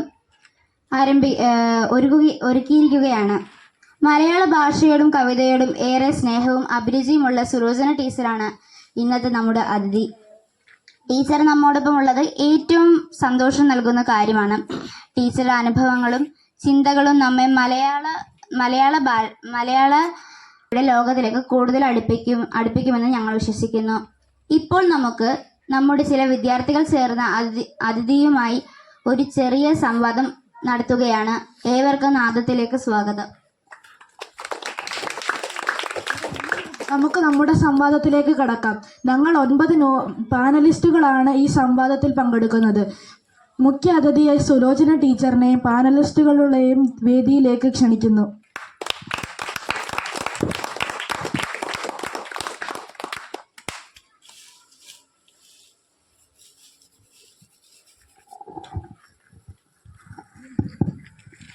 പ്രിയമുള്ള കുഞ്ഞുങ്ങളെ, ഞാൻ ഈ സ്കൂളിലെ അധ്യാപികയായിരുന്നു. അറിയാമോ?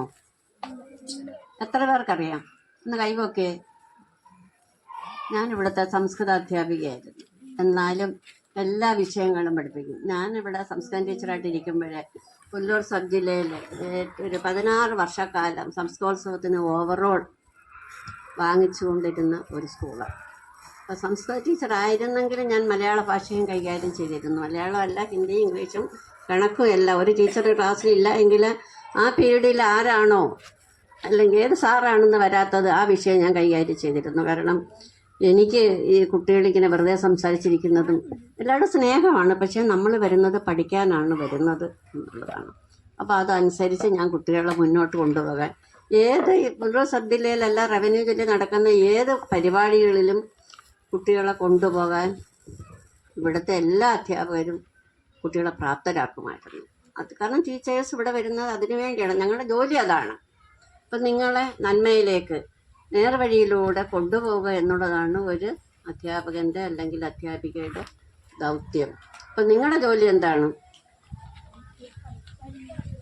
പഠിക്കുക. ഇപ്പോഴത്തെ കാലത്ത്, പഴയ കാലത്ത് ഇത്രയൊക്കെ ഇവിടെ എന്താണ് യാത്രാ സൗകര്യം ഇല്ലാതെ ഇന്ന് ഞാൻ വന്നപ്പോൾ എൻ്റെ കൂടെ വന്ന സുഹൃത്തിനോട് ഞാൻ പറയുമായിരുന്നു, ആദ്യകാലങ്ങളിൽ കലയനാട്ട് നിൽക്കുമ്പോഴേ കിഴക്കനാട്ടിൽ നിന്ന് ഒരു ഇടമൺ 36 ബസ് 5 മണിക്ക് വരുമ്പോഴേ ആ ബസ്സിൻ്റെ ഫുൾ ബോഡിയിൽ ആളുകൾ തൂങ്ങിക്കിടക്കുന്ന കണ്ടിട്ട് നിരാശയോടെയാണ് ഞങ്ങൾ നടന്ന് പുല്ലൂർ ടൗണിൽ എത്തിയിട്ട് അവിടെ നിന്ന് ഒരു 5 ബസ് കയറിയാണ് ഞാൻ എൻ്റെ സ്ഥലമായ കുര്യക്കോണത്ത് എത്തിയിരുന്നത്. ഇന്നിപ്പം നിങ്ങൾക്ക് എല്ലാ സൗകര്യങ്ങളും ഉണ്ട്. സ്കൂൾ മുറ്റത്ത് നിങ്ങൾ വാഹനത്തിൽ വരുന്നില്ലേ? നിങ്ങളുടെ കാലിലൊരു മുള്ളു കൊള്ളുന്നുണ്ടോ? ചെരുപ്പിടാൻ നിങ്ങൾ നടക്കുന്നുണ്ടോ? അപ്പം നമ്മുടെ ജീവിത നിലവാരം ഒരുപാട് മാറി. അത് നിങ്ങൾ ഉൾക്കൊള്ളണം. ഞാൻ നടന്നു വന്നത് ഞാൻ ഇന്നും ഓർത്തു. ഞാൻ 1973 35 വർഷക്കാലം ഇവിടെ ജോലി ചെയ്താണ്. പുല്ലൂർന്ന് ഇവിടെ വരെ നടന്നു. ചിലപ്പം രാവിലെ വൈകിട്ട് നടന്ന ദിവസങ്ങളുണ്ട്. ഇപ്പം ഞാൻ ആലോചിക്കുകയോ അതൊക്കെ എങ്ങനെ നടന്നു. മതപ്പാടികളുടെ ചില ആഗ്രഹങ്ങളുണ്ട് ഇല്ലേ? അപ്പം നിങ്ങൾ എന്ത് വേണം? പഠിക്കണം. അപ്പോൾ അധ്യാപകര് നിങ്ങളോട് പഠിക്കാൻ പറയുമ്പോൾ നിങ്ങൾ കെറു കാണിക്കുകയാണോ? പണ്ടൊക്കെ ആണെങ്കിൽ ഇവിടെ ഒരു സീനിയർ ടീച്ചർ ഞാൻ വരുമ്പോൾ ഉണ്ട്, ശോശാമ്മ ടീച്ചർ ഉണ്ടായിരുന്നു. ശോശാമ്മ ടീച്ചർ ഒരു വടി എടുത്തല്ല, അന്ന് അരനിക്കറാണ്, നിക്കർ ഇങ്ങോട്ട് പിടിച്ച് മാറ്റിയിട്ട് ഒരു 2 അടി കൊടുത്തല്ല. ഇന്ന് ടീച്ചർ ഹിന്ദി ടീച്ചറാണ്. ടീച്ചർ പഠിപ്പിച്ച കുട്ടികൾ ഇന്ന് കാണുമ്പോൾ പറയും, അയ്യോ ടീച്ചർ പഠിപ്പിച്ച് ഹിന്ദിയൊക്കെ ഓർമ്മയുണ്ട്, അതാണ് ടീച്ചറിൻ്റെ അടി. ആ അടി കൊണ്ടാണ് ഞങ്ങൾ ഇത്രയും നന്നായത് എന്ന് പറയും. നിങ്ങളൊന്ന് ആലോചിച്ച് നോക്കും. ഇപ്പോഴാണെങ്കിൽ ഇപ്പോൾ വീണ്ടും അടിയെടുക്കാനൊക്കെ പറഞ്ഞിട്ടുണ്ട്. ആരും ഒരു കുട്ടി നശിച്ചു പോകരുത്. ഒരു ടീച്ചർ അടിക്കുമ്പോൾ ടീച്ചറിൻ്റെ ആ കുട്ടിയുടെ കയ്യോ കാലോ അടിച്ചൊടിക്കണമെന്നോ മുറിയണമെന്നോ ഒന്നുമല്ല. അങ്ങനെ ആരും ആഗ്രഹിക്കാറില്ല. ചിലപ്പോൾ യാദൃച്ഛികമായിട്ട് നിങ്ങൾ കയ്യിൽ അടിക്കുമ്പോൾ കൈ ഇങ്ങനെ ഒന്ന് വലിക്കുമ്പോൾ കൊള്ളുന്നതായിരിക്കാം. അപ്പം നിങ്ങളെ ഈ സ്കൂളിലേക്കല്ല, എല്ലാ സ്കൂളിലേക്കും വിടുമ്പോൾ അച്ഛനമ്മമാർക്ക് നിങ്ങളെക്കുറിച്ച് ചില ധാരണകൾ, എൻ്റെ മക്കൾ എന്താകണം, ഒന്നുമില്ലെങ്കിലും പഴയ കാലത്തെ ഡോക്ടർ എഞ്ചിനീയർ ഒന്നുമല്ല, സൽസ്വഭാവമുള്ള ഒരു കുട്ടി. പ്രത്യേകിച്ച് ഒരു മർത്തോമ സ്കൂളിൽ പഠിക്കുന്ന കുട്ടികൾ ദിവസവും, ഞാനും ബൈബിൾ വായിച്ചിട്ടുണ്ട്, ഞാൻ ഹിന്ദു ആണെങ്കിലും ഞാനും ബൈബിൾ വായിച്ചിട്ടുണ്ട്. നമ്മൾ നല്ല തന്നെ ഉൾക്കൊള്ളുക. അപ്പം നിങ്ങൾ എന്ത് വേണം? ദിവസവും രാവിലെ പ്രാർത്ഥിക്കുന്നില്ലേ? അപ്പം വീട്ടിലും പ്രാർത്ഥിക്കുന്ന അച്ഛനമ്മമാർ പറയുന്നത് നിങ്ങൾ എന്ത് വേണം? അനുസരിക്കുക എന്നുള്ളത്. അപ്പോൾ പഴയ കാലത്തെ അച്ഛനും അമ്മയൊക്കെ നമുക്ക് ഭയങ്കര പേടി. ഞങ്ങൾക്ക് അച്ഛൻ എവിടെ പോകുന്നു എന്ന് വെച്ചാൽ നമ്മളങ്ങനെ ഇഷ്ടാനുസരണം പോകത്തില്ല. അന്ന് തോട്ടിൽ മീൻ പിടിക്കാനും അല്ലെ കന്നുകാലികൾക്ക് പുല്ലറക്കാനും ഒക്കെ പോകുന്നൊരു കാലമാണ്. നിങ്ങൾ അത് വല്ലതും ഉണ്ട്? ഇപ്പം നിങ്ങളുടെ ജോലി എന്താണ്? ഇതല്ലേ? ഇത് ഉപയോഗിക്കാത്ത എത്ര പേരുണ്ട്?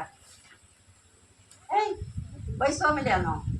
അങ്ങനെ ബോയ്സ് ഹോമിൽ ആയതുകൊണ്ടാണ് ബാക്കി എല്ലാവരും എന്ത് ചെയ്യും? മൊബൈൽ എടുക്കും, അതിലെ കളികൾ കണ്ടുകൊണ്ടിരിക്കും. നിങ്ങൾ വിചാരിക്കാത്തതും നിങ്ങൾ കാണാത്തതുമായ കുറേ ഏതെങ്കിലും വഴിയിലൂടെ നിങ്ങൾ ചെന്ന് പോകുമെന്ന് വീഴും. അത് നമുക്ക് വേണ്ട. ഒരു ഉച്ചയ്ക്ക് ഒരു കുട്ടി നമുക്ക് ഇന്നടത്ത് വരെ പോകാം, എന്താ കാര്യം? എന്തിനാണ് കൊണ്ടുപോകുന്നത്?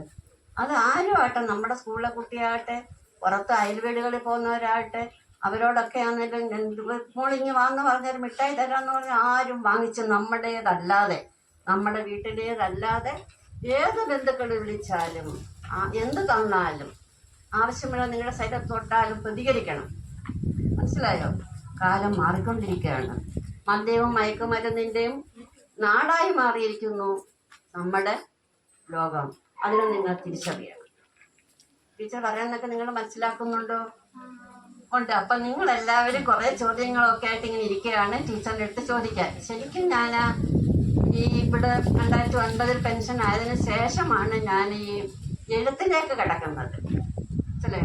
ആകാശവാണി പരിപാടി, അത്രയും പരിപാടികൾ ഞാൻ അവതരിപ്പിച്ചു. അപ്പം അത്രയും വർഷം ഇവിടെ ഞാൻ പഠിപ്പിക്കുമ്പം എൻ്റെ മക്കൾക്ക് വേണ്ടി, എൻ്റെ കുഞ്ഞുങ്ങൾക്ക്, ഈ സ്കൂളിലെ കുഞ്ഞുങ്ങൾക്ക് വേണ്ടി ഞാൻ കഥയും കവിതയും സംസ്കൃതത്തിലൊക്കെ എഴുതി കൊടുത്തിട്ട് അതിനുശേഷം ആണ് ഞാൻ ഈ സാഹിത്യ ലോകത്തിലേക്ക് കടന്നതും എനിക്ക് കൂടുതൽ സമയം എഴുതാൻ ഉള്ള സൗകര്യം. ഇപ്പോഴത്തെ ടീച്ചർമാർ അതെല്ലാം പറഞ്ഞ് രാവിലെ ഓടി പഠിച്ചു വരുന്നു, വൈകിട്ട് പോകുന്നു, കൊച്ചുമക്കളുണ്ടെങ്കിൽ അവർക്ക് പറഞ്ഞു കൊടുക്കണം. അപ്പോൾ നമുക്ക് ഇത്രയൊന്നും എഴുതാനുള്ള സമയമൊന്നും കിട്ടിയെന്ന് വരത്തില്ല. അപ്പോഴേ ടീച്ചർ എഴുതി തുടങ്ങിയത് കഥയിലൂടെയാണ്. കവിത ആദ്യകാലത്ത് ഞാൻ എഴുതിയെങ്കിലും ഞാൻ കഥയിലാണ് ഉറപ്പിച്ചു നിർത്തുന്നത്. അങ്ങനെ ഞാൻ ഒരു കഥാപുസ്തകം ഇറക്കിയിട്ടുണ്ട്, കേദാറിൽ ഒരു ദിവസം എന്നുള്ളതാണ്. കഥയിലേക്ക് വരാം. അപ്പോൾ ആ കഥയിൽ അമ്മ മനസ്സെന്നുള്ള കഥ ഇപ്പോഴത്തെ കാലത്ത് ഈ അനാഥാലയങ്ങൾ ഒരുപാട് കൂടുന്നുണ്ട്. വൃദ്ധസദനങ്ങൾ ഒരുപാട് കൂടുമ്പോഴേ മക്കളൊക്കെ വിദേശത്ത് നിൽക്കുമ്പോഴും ആ വിദേശത്തുള്ളവർക്ക് ഇവർ ബാധ്യതയായി മാറുന്നു. അങ്ങനെയുള്ള ഒരു അമ്മയെ വലിയ പണക്കാരിയായിട്ടും വൃദ്ധസദനത്തിലാക്കുന്നതും അമ്മയ്ക്ക് അസുഖമാകുമ്പോഴും മരിക്കുമ്പോഴും ഒക്കെ വരാൻ സമയമില്ലാത്ത ഒരവസ്ഥ ചൂണ്ടിക്കാണിക്കുന്ന അങ്ങനെയുള്ള ഒരു കുറച്ച് കഥകളാണ് എൻ്റെ കഥാസമാഹാരത്തിൽ ഉള്ളത്. അപ്പോൾ കവിത എഴുതാറുണ്ട്. അപ്പോൾ കവിതയിലേക്ക് നമ്മൾ കടക്കുമ്പോഴേ ആദ്യകാലത്തെ കവിത എന്ന് പറയുമ്പോഴേ വാത്മീകിയാണ് ആദ്യത്തെ കവി. ആരാണ് ആദ്യത്തെ കവി? വാത്മീകി കേട്ടിട്ടുണ്ടോ? എന്താ ആരൊന്നും മിണ്ടാത്തെ? ആദ്യത്തെ കവി വാത്മീകിയും ആദ്യത്തെ കാവ്യം രാമായണവുമാണ്. ആദികവി വാത്മീകി, ആദികാവ്യ രാമായണമാകുമ്പോൾ ആദ്യത്തെ കവിയായ വാത്മീകി ആദ്യമായിട്ട് എന്താണ് എഴുതിയത്? മാ നിഷാദപതിഷ്ഠ ത്വമഗമഃ ശാശ്വതീ സമാഹ യത്രൗഞ്ച മിഥുനാദേകം അവദേഹി കാമമോഹിതം. ഈ വാത്മീകി മഹർഷി ഒരു ദിവസം തമസാ നദിയുടെ തീരത്തേക്ക് ചെന്നു പ്രഭാത സ്നാനത്തിനായി. രാവിലെ കുളിക്കാനായി ചെല്ലുമ്പോഴാണ് ഒരു മരക്കൊമ്പിലിരുന്ന് 2 ക്രൗഞ്ച പക്ഷികൾ ഇങ്ങനെ ചുണ്ടുരുമ്മി ഇങ്ങനെ രസിച്ചുകൊണ്ടിരിക്കുമ്പോഴേ എവിടെ നിന്നോ വന്ന ഒരു അമ്പ് ആ ഇണപ്പക്ഷികൾ ഒന്നിനെ എയ്തു വീഴ്ത്തി. അപ്പോൾ ആ മഹർഷിക്ക് എന്ത് തോന്നിയെന്നറിയാമോ? ഭയങ്കരമായ ആ വികാരം എന്ന് വെച്ചാൽ സങ്കടം ഉണ്ടായി. ശോകം എന്നാണ്, ശോകം ദുഃഖമാണ്. ശോകത്തിൽ നിന്ന് ശ്ലോകം ഉണ്ടായി. ശോകത്തിൽ നിന്ന് ശ്ലോകം എന്ന് പറഞ്ഞാൽ എന്താണ്? കവിത. ശോകം എന്ന് പറഞ്ഞാൽ എന്താണ്? ദുഃഖം. അപ്പൊ അവിടെ ആ കവിക്ക് ഒരു കവിത എഴുതാനുള്ള ഉണ്ടായ സാഹചര്യം എന്താണ്? ശോകമാണ്. ശോകത്തിൽ നിന്ന് ശ്ലോകം ഉണ്ടായെന്ന് ടീച്ചർ ഇപ്പം പറഞ്ഞില്ലേ? എല്ലാവരും ഇങ്ങോട്ട് നോക്കിയേ. ഞാനിതൊക്കെ പറഞ്ഞു കഴിയുമ്പോൾ എല്ലാവരും എനിക്ക് ഓരോ കവിത എഴുതി തരണം, ഞാൻ പറയുന്നതിൽ നിന്ന്, കേട്ടോ. അഥവാ ചിലപ്പോൾ ഒരു കാക്ക ഇവിടെ വന്നിരുന്ന് ഒന്ന് കാക്ക കരഞ്ഞിരിക്കും, അതായാലും മതി. അപ്പം അവിടെ 2 പക്ഷികളിരുന്നു. ആ 2 പക്ഷികളിൽ ഒന്നിനെ എഴുതി വീഴ്ത്തി. അപ്പം മഹർഷിക്കുണ്ടായ ദുഃഖമാണ് ആദ്യത്തെ ശ്ലോകമായി മാറിയത് എന്നുള്ളതാണ് പരമമായ സത്യം. ആദ്യത്തെ കവിത അതാണ്. ഇപ്പം ഞാനിത് പറഞ്ഞത് ചിലപ്പോൾ നിങ്ങൾക്ക് ആ കവിത വായിക്കാൻ കഴിഞ്ഞില്ലെങ്കിലും പിൽക്കാലത്ത് നിങ്ങൾ വലിയ വലിയ ക്ലാസ്സുകളിൽ പഠിക്കുമ്പോൾ ഈ ഒരു ശ്ലോകം കേൾക്കാൻ ഇടവരും. അപ്പോൾ ഓർക്കണം, ആ സുലോചന ടീച്ചർ അന്ന് പറഞ്ഞു തന്നെ മാ നിഷാദ അടുത്ത് കട്ടാളം മാ നിഷാദ പ്രതിഷ്ഠ ത്വമഗമഃ ശാശ്വതീ സമാഹ യത് ക്രൗഞ്ചമിഥുനാദേകം അവധീഹി കാമമോഹിതം. ആ കാട്ടാളന് എന്തോ ഒരു ആ 2 പക്ഷികളൊക്കെ ഉണ്ടാ എന്നാലും ഒന്ന് ഞങ്ങൾ ഇത് വീട്ടിലേക്കാം, കാട്ടാളൻ്റെ ജോലി അതല്ലേ. പക്ഷെ അത് മറ്റൊരു വലിയ കാര്യത്തിന്, അതായത് ആദ്യത്തെ കാവ്യമായിട്ട് ആ വാത്മീകി മഹർഷി അവിടെ ആദ്യത്തെ കവിയുമായി മാറി. ആ കാട്ടാളം വല്ലതും അറിയുന്നുണ്ടോ? ഇല്ല. അങ്ങനെ ഒരു സാഹചര്യം ഉണ്ടായി എന്നുള്ളതാണ് ആദ്യത്തെ കവി വാത്മീകിയാകാനുള്ള അതോ. പിന്നെ അത് കഴിഞ്ഞാൽ വ്യാസനാണ്, മഹാഭാരതത്തിലെ വ്യാസന്, പിന്നെ കാളിദാസന്. ഇവരൊക്കെ ആദ്യകാലത്തെ, പഴയ കാലത്തെ, ആദ്യകാലത്തെ കവികളൊക്കെയാണ്. വ്യാസനെ കുറിച്ച് കേട്ടിട്ടുണ്ടോ? വ്യാസൻ മഹാഭാരതം എഴുതിയത് ആരാണ്? വ്യാസനാണ്. അപ്പം വ്യാസന് ശേഷം പിന്നെ വന്നത് കാളിദാസനാണ്. വാത്മീകി വന്നു, വ്യാസൻ വന്നു. വ്യാസനാണ് ആദ്യം വന്നത്, 5ാമത്തെ വേദമായ മഹാഭാരതം. കാളിദാസൻ വന്നപ്പോൾ കുറേ കൂടി അഭിജ്ഞാന ശാകുന്തളം എഴുതിയത് കാളിദാസനാണ്. അത് പിൽക്കാലത്ത് നാടകമാണ്. ദുഷ്യന്ത മഹാരാജാവിൻ്റെ ശകുന്തളയുടെയും കഥ വരുന്നതാണ്. അപ്പം നമ്മൾ ഇവരെയൊക്കെ ഒന്ന് വ്യാസനെ പരിചയപ്പെട്ടു, പിന്നെ വാൽമീകിയെ പരിചയപ്പെട്ടു ചെറുതായിട്ട്, അല്പമായിട്ട്. പിന്നെ ആരെക്കുറിച്ചാണ് പറഞ്ഞത്? കാളിദാസൻ. സകല ലോക പ്രശസ്തേഷു മഹാകവിഷു പ്രഥമഗണനീയോ ശ്രീ കാളിദാസ എന്നാണ് കാളിദാസന് പറയുന്നത്. സകല ലോകങ്ങളിൽ വെച്ച് ഉള്ള കവികളിൽ വെച്ച് സകല ലോക പ്രശസ്തേഷു മഹാകവിഷു പ്രഥമഗണനീയോ, ഒന്നാമൻ, ഫസ്റ്റിൽ നിൽക്കുന്ന ആൾ. അപ്പം എല്ലാ ലോകങ്ങളിലും വെച്ച് ഒന്നാമത് നിൽക്കുന്ന കവി ആരാണെന്നാ പറയുന്നത്? കാളിദാസൻ. അപ്പോൾ കാളിദാസൻ ഒരു കാര്യമുണ്ട്, നമ്മൾ കവിതയൊക്കെ എഴുതുമ്പോൾ വൃത്തവും അലങ്കാരവും ഒക്കെ എഴുതുന്ന ഒരു രീതി പഴയ കാലത്തുണ്ടായിരുന്നു. പക്ഷെ ഇപ്പം അതിപ്പോഴത്തെ ഒരുപാട് കവികളുടെ എണ്ണം കൂടി. പക്ഷേ വൃത്തത്തിലൊക്കെ എഴുതുന്ന കവികളുടെ എണ്ണം താരതമ്യേന കുറഞ്ഞു വരുന്നു. പിന്നീടുള്ള ഒരു കാര്യം, ആധുനിക കാലഘട്ടത്തിലെ കവിതകളെന്ന് പറയുമ്പോൾ അവർ ഗദ്യ ഭാഷയില്ല. പഴയ കാലത്തെ കവിതകൾക്ക് വ്യത്യാസം വന്ന ഗദ്യത്തിൽ. ഇപ്പം ഞാൻ ഈ കഴിഞ്ഞ ദിവസം മാർച്ച് 8 വനിതാ ദിനമായിരുന്നു. ഞാൻ അതിനൊരു ഗദ്യ കവിത എഴുതി. സ്ത്രീ അബലയാണ്. ആരാണ് അബലയാക്കിയത്? പ്രകൃതിയോ സമൂഹമോ?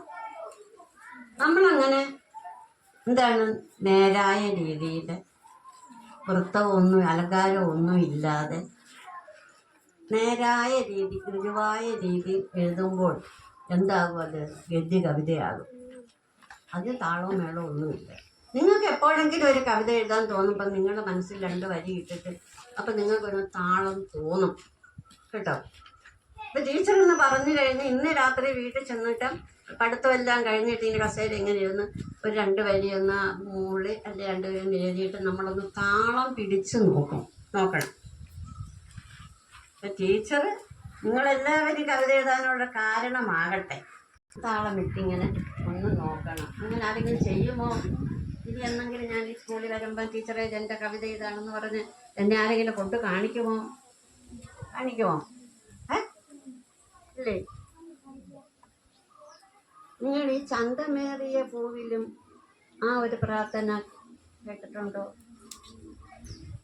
ചന്തമേറിയ പൂവിലും താപമാം ശലഭത്തിലും സന്തതം കരധാരി എന്നൊരു ചിത്രചാതുരി കാട്ടിയും ഹന്തചാരു കടാക്ഷമാലക തർക്കരശ്മിയും ചിന്തയാൽ മണിമന്ദിരത്തിൽ വിളങ്ങു നീശനെ വാട്ടുവിൻ. അതൊക്കെ പഴയ കാലത്തുള്ളതാണ്. ഇലഞ്ഞ് പൂക്കുന്നു. ഏതൊക്കെയാണ്? മുല്ല പൂക്കുന്നു, ഇലഞ്ഞ് പൂക്കുന്നു. ഇതൊക്കെ കുറേ വർഷങ്ങൾക്ക് പഴയ കാലത്തുള്ള കവിതകളാണ്. പൂക്കും നീടാമുല്ല, പൂക്കും നീലഞ്ഞ്, പൂക്കുന്നു തെന്മാവു, പൂക്കുന്ന ശോകം, വായിക്കുന്നു വേലിക്കു കർണങ്ങൾ പൂവാൽ, ചോക്കുന്നു കാടന്തി മേഘങ്ങൾ പോലെ, ഉല്ലാസമീ നീണ്ട കൂകൂരവത്താൽ. പാട്ട് മറന്നു കേട്ടോ, ഉറക്കട്ടെ. അപ്പം അതെന്തിനെ കുറിച്ചാണ്? പ്രകൃതിയിലെ ഈ കവിതയുടെ പേര് തന്നെ പൂക്കാലം എന്നാണ്. അപ്പോൾ പൂക്കളെല്ലാം ഇങ്ങനെ വിടർന്നു നിൽക്കുമ്പം പൂക്കളുണ്ടെങ്കിൽ അവിടെ എന്ത് കാണും എന്ന് ആലോചിച്ച് നോക്കും. വളരെ മോശം. തേനീച്ച കാണും. Very good. അപ്പം പൂക്കളുണ്ടെങ്കിൽ അവിടെ എന്ത് കാണാം? വണ്ടുകളാണ്, തേനീച്ചകളൊക്കെ കാണാം. ഇപ്പം ഈ കാറ്റ് വന്നപ്പോൾ ഞാൻ നമ്മുടെ ഈ സ്കൂളിൽ പഠിപ്പിച്ച ഒരു പാട്ട് നോക്കുകയാണ്. അതിനൊക്കെ ശേഷം സിസ്റ്റർ മേരി ബെനീക്ക അല്ലെങ്കിൽ മേരി ജോൺ തോട്ടം ആരെങ്കിലും ഓർക്കുന്നുണ്ടോ? ടീച്ചർമാരാരേലും നിങ്ങൾ പഠിച്ചു കാണും. ഞാൻ അന്ന് പഠിപ്പിക്കുമ്പോൾ അവിടെ ആണ് അന്നത്തെ 5 പി. നിങ്ങൾ ഓരോരുത്തരും സ്വാഗതം ചെയ്യുകയാണ്. ആരെയാ? കാറ്റിന് ഒന്ന് പറഞ്ഞേ. സ്വാഗതം. എങ്ങനെയാ? വെറുതെ സ്വാഗതം എന്ന് പറയുകയാണോ? എങ്ങനെയാണ് നമ്മൾ വെൽക്കം ചെയ്യുന്നത്?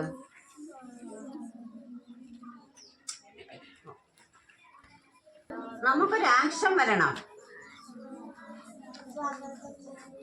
അങ്ങനല്ലേ പറയുന്നേ? നമുക്കൊരു ചീഫ് ഗസ്റ്റ് വരുന്നു, നമ്മുടെ സ്കൂൾ ഡേ ആണ്. അപ്പൊ എങ്ങനെയാണ് ആ കവയത്രി കാറ്റിനെ സ്വാഗതം ചെയ്യുന്നത്? സ്വാഗതം കുഞ്ഞിക്കാറ്റേ, പൊന്നിടം കാറ്റേ, നിന്റെ ആഗമം പ്രതീക്ഷിച്ചു തന്നെ ഞാനിരിക്കുന്നു. അല്ലേ കുഞ്ഞിക്കാറ്റ്, നീ വരുമെന്ന് എനിക്കറിയായിരുന്നു. അതാണ് ആ കവയത്രിയുടെ ഭാവന, അല്ലെങ്കിൽ കവിയുടെ ഭാവന. നമ്മളിൽ ഉണ്ടാകേണ്ടത് എന്താണ്? ആ ഭാവനയാണ് അല്ലേ? അത് വരുന്ന നമുക്കൊരു കവി ഹൃദയം ഉണ്ടാകണം. എന്ത് വേണം? ഒരു കവി ഹൃദയം ഉണ്ടാകണം. അപ്പോഴാണ് കാറ്റ് വരുമ്പോൾ നമ്മൾ കാറ്റിനെ എന്ത് ചെയ്യുന്നത്? സ്വാഗതം ചെയ്യുന്നത്. അപ്പൊ എല്ലാവരും നോക്കിയേ, എല്ലാവരും കൈ കൊണ്ടൊന്ന് സ്വാഗതം ചെയ്ത്. ഇപ്പം എന്താ കാറ്റ് വരുന്നുണ്ട്, ചെറുതായിട്ട് അനങ്ങുന്നുണ്ട്. ഒന്ന് കാണിച്ചത് അച്ഛൻ സോങ് ആണ്. അത് നടക്കട്ടെ പാട്ടിൻ്റെ ഇടയ്ക്ക്. ഞാൻ നേരത്തെ കാണിച്ചില്ലേ? ആ ഇളം കാറ്റ്, ആ കാറ്റിനെ ഒന്നുകൂടെ വിശേഷിപ്പിച്ചിരിക്കുകയാണ്. നമ്മൾ ചിലരൊക്കെ പതിക്കോ നീ സുന്ദരിയായിരിക്കുന്നു കേട്ടോ, നല്ല പിരിക്കും, നല്ല കണ്ണ് എന്നൊക്കെ പറഞ്ഞ് നമ്മൾ സോപ്പിടത്തില്ല ചിലപ്പം. അതുപോലെ നമ്മൾ എന്ത് ചെയ്യാണ്? സ്വാഗതം കുഞ്ഞിക്കാറ്റ്, കുഞ്ഞിളം കാറ്റ്, ഒന്നുകൂടെ അങ്ങ് വിശേഷിപ്പിക്കുകയാണ്. കുഞ്ഞിളം കാറ്റ്, പിന്നെയോ നിന്റെ ആഗമം, വരവ്.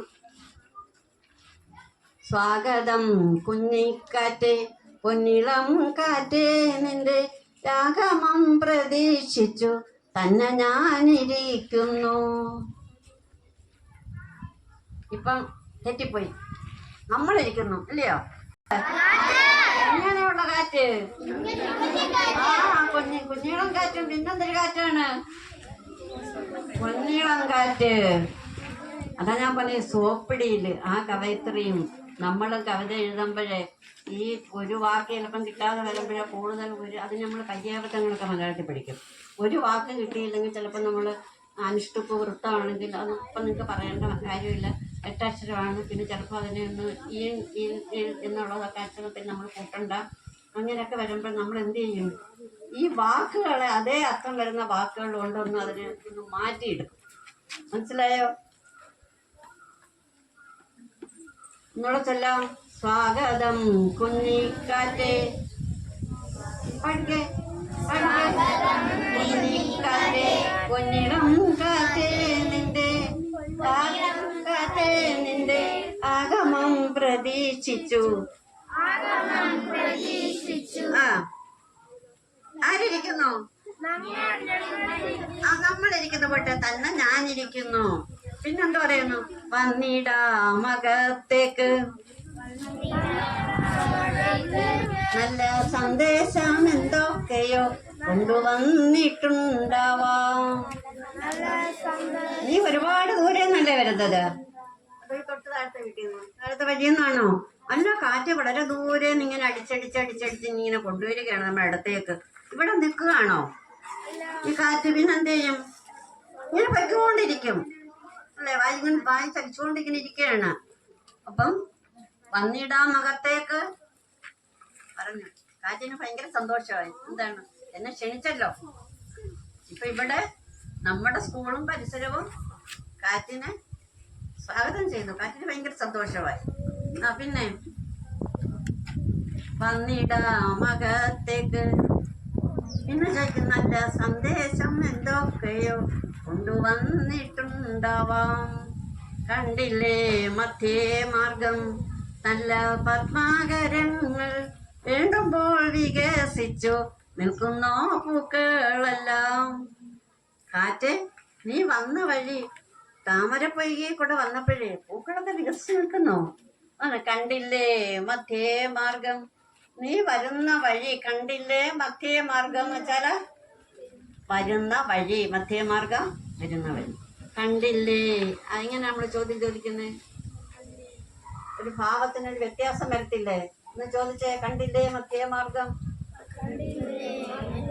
ഒട്ടും ശരിയായില്ല, അഭിനയിക്കാൻ കൊള്ളത്തില്ല. കണ്ടില്ലേ മധ്യേ മാർഗം, ശരിയായില്ല. ഒന്ന് തല ഒതുക്കേ. കണ്ടില്ലേ മധ്യേ മാർഗം, നല്ല പത്മാകരങ്ങൾ. താമരപ്പൊയ്ക്കുള്ളൂ. അപ്പം താമര ആകര ഇരിപ്പിടം. അപ്പം താമരപ്പൂ എവിടെയാണ്? പൊയ്കയിലല്ലേ വികസിക്കുന്നത്. ഇപ്പൊ എല്ലാവരുടെയൊക്കെ വീട്ടുമുറ്റത്തും ഉണ്ട് കേട്ടോ. കണ്ടില്ലേ മധ്യേ മാർഗം നല്ല പത്താകരങ്ങൾ എണ്ണുമ്പോൾ വികസിച്ചു നിൽക്കുന്നോ പൂക്കളെല്ലാം. നീ വരുന്ന വഴിക്ക് ആ താമര പൊയ്കയിലെ പൂക്കളൊക്കെ വികസിച്ചു നിൽക്കുന്നത് കണ്ടോ? എണ്ണുമ്പോൾ വികസിച്ചു നിൽക്കുന്നത് നീ കണ്ടില്ലേ?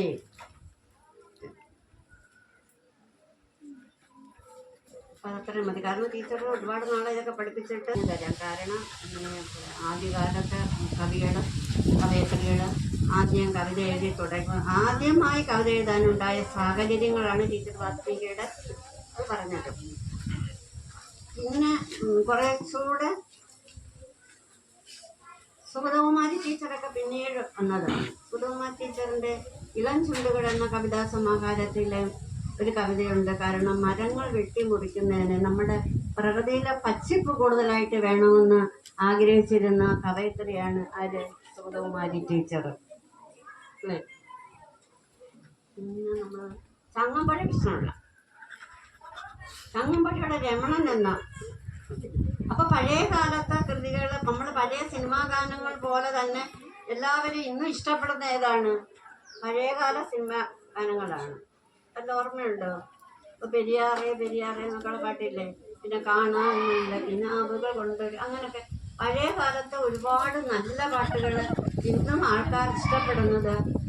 അന്ന് കാലത്ത് ഒരുപാട് ദുഃഖം ശോകങ്ങളൊക്കെ ഉണ്ടാകുമ്പോൾ അതിനെയൊക്കെ ഈ വയലാറും ONV ഒക്കെ നന്നായിട്ട് പാടും. നല്ല കവികളൊക്കെ അത് ഗാനങ്ങളൊക്കെ പാടി മലയാള സിനിമയെ സമ്പുഷ്ടമാക്കിയ ഒരു കാലം ഉണ്ടായിരുന്നു. അപ്പൊ ഇന്ന് ഒരുപാട് ഇന്നത്തെ ഇപ്പോഴത്തെ ഒരു പാട്ടുകൾ പറഞ്ഞേ എന്തോ ഡാഡി മമ്മി അപ്പോൾ ഡാഡി മമ്മി അതൊക്കെയാണ് നിങ്ങൾക്ക് ഓർമ്മ. പക്ഷെ ഞാൻ പഴയ ആളായതുകൊണ്ട് എനിക്ക് പഴയ പാട്ടാണ്. പക്ഷെ നമ്മൾ റേഡിയോയിലോ TV-യിലോ ഒക്കെ കാണുമ്പോൾ എന്താണ് ഞങ്ങൾക്ക് അല്ലെ നിങ്ങൾക്ക് തോന്നുന്നത് പഴയ പാട്ടുകൾ ഒന്നുകൂടെ രസിക്കാം. ഇപ്പോഴത്തെ പാട്ടുകൾക്ക് അധികം അതിനകത്ത് കഥയും കാര്യങ്ങളൊന്നും ഇല്ലെന്നാണ് പറയുന്നത്. പൊതുവെ പറഞ്ഞാൽ പഴയ കാലത്തെ കവിതകളില് കാര്യങ്ങളുണ്ടായിരുന്നു, അതിൽ ദയ ഉണ്ടായിരുന്നു, പിന്നെ വാത്സല്യമുണ്ടായിരുന്നു, സ്നേഹമുണ്ടായിരുന്നു. കുമാരനാശാന്റെയൊക്കെ സ്നേഹമാണ് അഖിലസാരമൊഴി എന്ന് പറയുന്നത്. അപ്പൊ പലതിലും എന്താണ് പഴയ കാലത്തിൽ നിന്ന് നമ്മൾ പഴയ കാലത്തെ കവിതകളിലോട്ട് നോക്കുമ്പോൾ ഇങ്ങനെയുള്ള പറഞ്ഞതുപോലെ സ്നേഹം, ദയ, പിന്നെ പ്രകൃതിയോടുള്ള അനുകമ്പയും, പഴമൃഗങ്ങളെ കൊല്ലാതിരിക്കുന്ന അതാണ് അനുകമ്പയും. ഇങ്ങനെയുള്ളതൊക്കെ അന്നത്തെ കാലത്ത് കൂടുതലായിട്ടും അടങ്ങിയിരുന്നു. എന്നാൽ ഇന്നത്തെ കവിതയിൽ അത്രത്തോളം ഇല്ല. ഈ വൃത്താനുസരിച്ചുള്ള കവിതകൾ എഴുതുന്ന കവികൾ വളരെ കുറവാണ്. വൃത്തവും അലങ്കാരവും ഒക്കെ ഇല്ലാതെ. പക്ഷേ നമ്മുടെ കോവിഡ് കാലം വന്നപ്പോഴത്തേക്ക് ധാരാളം കഥാകാരന്മാരും കവികളും ഒക്കെ ഉടലെടുത്തു. കാരണം എഴുതാൻ സമയമുണ്ടായിരുന്നു. എല്ലാവരും ഒരു പുസ്തകം എഴുതുമ്പോഴേക്കും ഒരു 100 പുസ്തകം അല്ലെങ്കിൽ 200 പുസ്തകമൊക്കെ പ്രസിദ്ധീകരിക്കാനും തുടങ്ങി. പക്ഷേ ഇന്നത്തെ ഞാൻ കൂടെ പറയുകയാണ്, പഴയ കാലത്ത് അത്രയും കാര്യഗൗരവം ഒന്നിനുമില്ല. നോവലിലായാലും കഥയിലായാലും. ഇപ്പോൾ കഥയാണെങ്കിലും നോവലാണെങ്കിലും ചരിത്രപരമായിട്ടുള്ളതുമാകാം, സാമൂഹിക പരമായിട്ടുള്ള നോവലുകൾ ഉണ്ടാകും. ഇങ്ങനെയൊക്കെ ഉണ്ടെങ്കിൽ പോലും പഴയ കാലത്തെ അപേക്ഷിച്ച് ഇപ്പം എഴുതുന്ന ആൾ പറയും എൻ്റെതാണ്, എൻ്റെ കഥയാണ് നല്ലത്, എൻ്റെ നോവലാണ് നല്ലതെന്നൊക്കെ പറയത്തില്ലേ. പക്ഷേ ഇതിനെക്കുറിച്ച് ആധികാരികമായി അറിയാവുന്നവർ ഇതിനെയൊക്കെ ഒന്ന് പരിശോധിച്ച് നോക്കുമ്പോഴാണ് അതിലെ തെറ്റുകുറ്റങ്ങൾ പറയുമ്പോൾ ഇത് മനസ്സിലാക്കാൻ സാധിക്കുന്നത്. ഇനി ക്ലാസ്സിൽ പുസ്തകത്തിൽ പഠിപ്പിക്കാനുള്ളപ്പം ഞാനിതുപോലെ തണലും നോക്കി ഉച്ചയ്ക്ക് ശേഷം 4ാം പീരീഡ് അടുത്ത ക്ലാസ്സിൽ ടീച്ചർ പഠിപ്പിക്കുമ്പം ഭയങ്കര സൗണ്ട് കേൾക്കും. ഒന്ന് മൊത്തത്തിൽ പാടി പഠിപ്പിക്കുമ്പോഴേ അപ്പം ഇങ്ങനെ ഈ ആര്യാൻ്റെ വീട്ടിൽ അല്ലെങ്കിൽ അപ്പുറത്തൊക്കെ പോകുമ്പോഴേ അന്ന് ഇവിടെ നിൽക്കുന്ന വാഗമരങ്ങളൊക്കെ നല്ല മഞ്ഞപ്പൂവുള്ള മരങ്ങൾ ഇങ്ങനെ വിടർന്ന് പന്തലായിട്ട് കിടക്കും. ഞാൻ എന്നും ഓർക്കുന്ന ഓഗസ്റ്റ് മാസത്തിലാണ് ആ പാഠഭാഗം വരുന്നതെന്ന്. അപ്പോൾ അന്നത്തെ കവികളെല്ലാം എന്താണ് പ്രകൃതിയെ നോക്കി, പ്രകൃതിയുടെ സൗന്ദര്യം, എല്ലാവരും സൗന്ദര്യവും സ്നേഹവും അതൊന്നും അല്ല, ഓരോരുത്തരും ഓരോ രീതികളാണ് തിരഞ്ഞെടുത്തിരുന്നത് എന്നുള്ളതാണ്. അപ്പം മലരണിക്കാടുകളോട് ചൊല്ലാം. മലരണിക്കാടുകൾ തിങ്ങി വിങ്ങി മരതകക്കാന്തിയിൽ മുങ്ങി മുങ്ങി കരളും മിഴിയും കവർന്നു മിന്നി കറയറ്റോരാലാസ ഗ്രാമ ഭംഗി പുളകുമ്പോൾ കുന്നിൻ പുറത്തു വീണ പുതുമോടൽ മഞ്ഞാല പുൽകി നീക്കി പുലരളി മാമാല ശ്രേണികൾ തൻ പുറകിലായി വന്നു നിന്നെത്തി നോക്കി. നോക്ക്, ഇത് നമ്മൾ പ്രകൃതിയെ കുറിച്ചല്ലേ മലരണിക്കാടുകൾ. അതുപോലെ സിസ്റ്റർ മേരി ബെനീറ്റയുടെ നമ്മൾ അതും ഒരു പ്രകൃതിയുമായിട്ടുള്ള ബന്ധമല്ലേ അവിടെ കൊണ്ടുവന്നത്. കാറ്റിനോട് ചോദിക്കുന്നു, ഇതൊക്കെ സാങ്കല്പികമാണ്. എന്താ നിങ്ങൾ ആലോചിച്ച് നോക്ക്, കാറ്റിനോട് കവയത്രി ചോദിക്കുന്നു. കവയത്രിയുടെ ഉള്ളിൽ ഇത്ര ആശയങ്ങൾ ഉള്ളത് കൊണ്ടാണ് ചോദിക്കാൻ കഴിഞ്ഞത്. കണ്ടില്ലേ മധ്യേ മാർഗം, വന്ന വഴിക്ക് നല്ല താമരപ്പൊയ്കകൾ കണ്ടോ? അപ്പൊ നിങ്ങളിത് ഇതൊക്കെ എഴുതണമെങ്കിൽ എന്ത് വേണം? അതിൻ്റെ ഇടയ്ക്ക് നിങ്ങൾ ആലോചിച്ച് നോക്ക്, വേറെ എന്തൊക്കെ ആ പ്രകൃതിയെ കുറിച്ച് അവിടെ വരാം എന്ന് പറയുന്നത് പോലെയാണ് നമ്മളൊരു കവിത എഴുതുമ്പോഴേ നമ്മുടെ മനസ്സിൽ നമുക്ക് ഒരുപാട് കാര്യങ്ങൾ അറിഞ്ഞിരിക്കണം, നമ്മൾ ചിന്തിക്കണം, നമ്മൾ ഇടവും വലവും നോക്കണം, എന്താണുള്ളത് എന്നുള്ള ആ തരുന്നത് മാത്രം നമ്മൾ നോക്കിയല്ല. ഇപ്പം നമ്മൾ കവയത്രിയുടെ മനസ്സിൽ നമുക്ക് അങ്ങനെ ചോദിക്കാം, എന്താണ് കണ്ടില്ലേ മറ്റേ മാർഗം നല്ല പത്മാകരങ്ങൾ എന്ന്. അത് ഉണ്ടാകുകയോ ഇല്ലാതിരിക്കുകയോ ചെയ്യാം. ഇതൂടെ നിങ്ങൾ എന്ത് പറയുന്നു? കവയത്രിയും ചോദിച്ച കറക്റ്റ്. മലരണിക്കാടുകൾ തിങ്ങി വിങ്ങി മരതകക്കാന്തിയിൽ മുങ്ങി മിങ്ങി കരളും വിഴിയും കവർന്നു മിന്നി കറയറ്റോരാലസ ഗ്രാമമാണ്. ഒരു 4 വരി കവിത മനസ്സിലൊന്ന് കൂട്ടിവെക്ക്. VI ഓഫീസിൻ്റെ മുറ്റം മതി പശ്ചാത്തലം. ഇതാ ഇത്രയും മരങ്ങളൊക്കെ നിൽപ്പുണ്ട്. ഞാൻ 4ാം ക്ലാസ് പഠിക്കുമ്പോഴേ ഞങ്ങളുടെ കണക്ക് സാറ് വരുമ്പോഴേ 13-24 എത്ര ഒരാൾ ചാടി ഏറ്റവും എടുക്കൽ സിഡൗൺ എന്ന് പറയുന്ന പോലെ ടീച്ചർ ആദ്യം ഒരു 4 വരി പറയുന്നതിന് മുന്നേ അങ്ങ് ഇരുത്തി. എല്ലാവരും ഇരുത്തും കേട്ടോ. 2 വരിയായിരുന്നു. അത് നോക്കാം, ഈ പ്രഗതിയിലേക്കൊന്ന് കണ്ണോടിച്ച് നോക്ക്. 2 വരി 4 വരി ഒന്ന് ശ്രമിച്ചു നോക്കെ.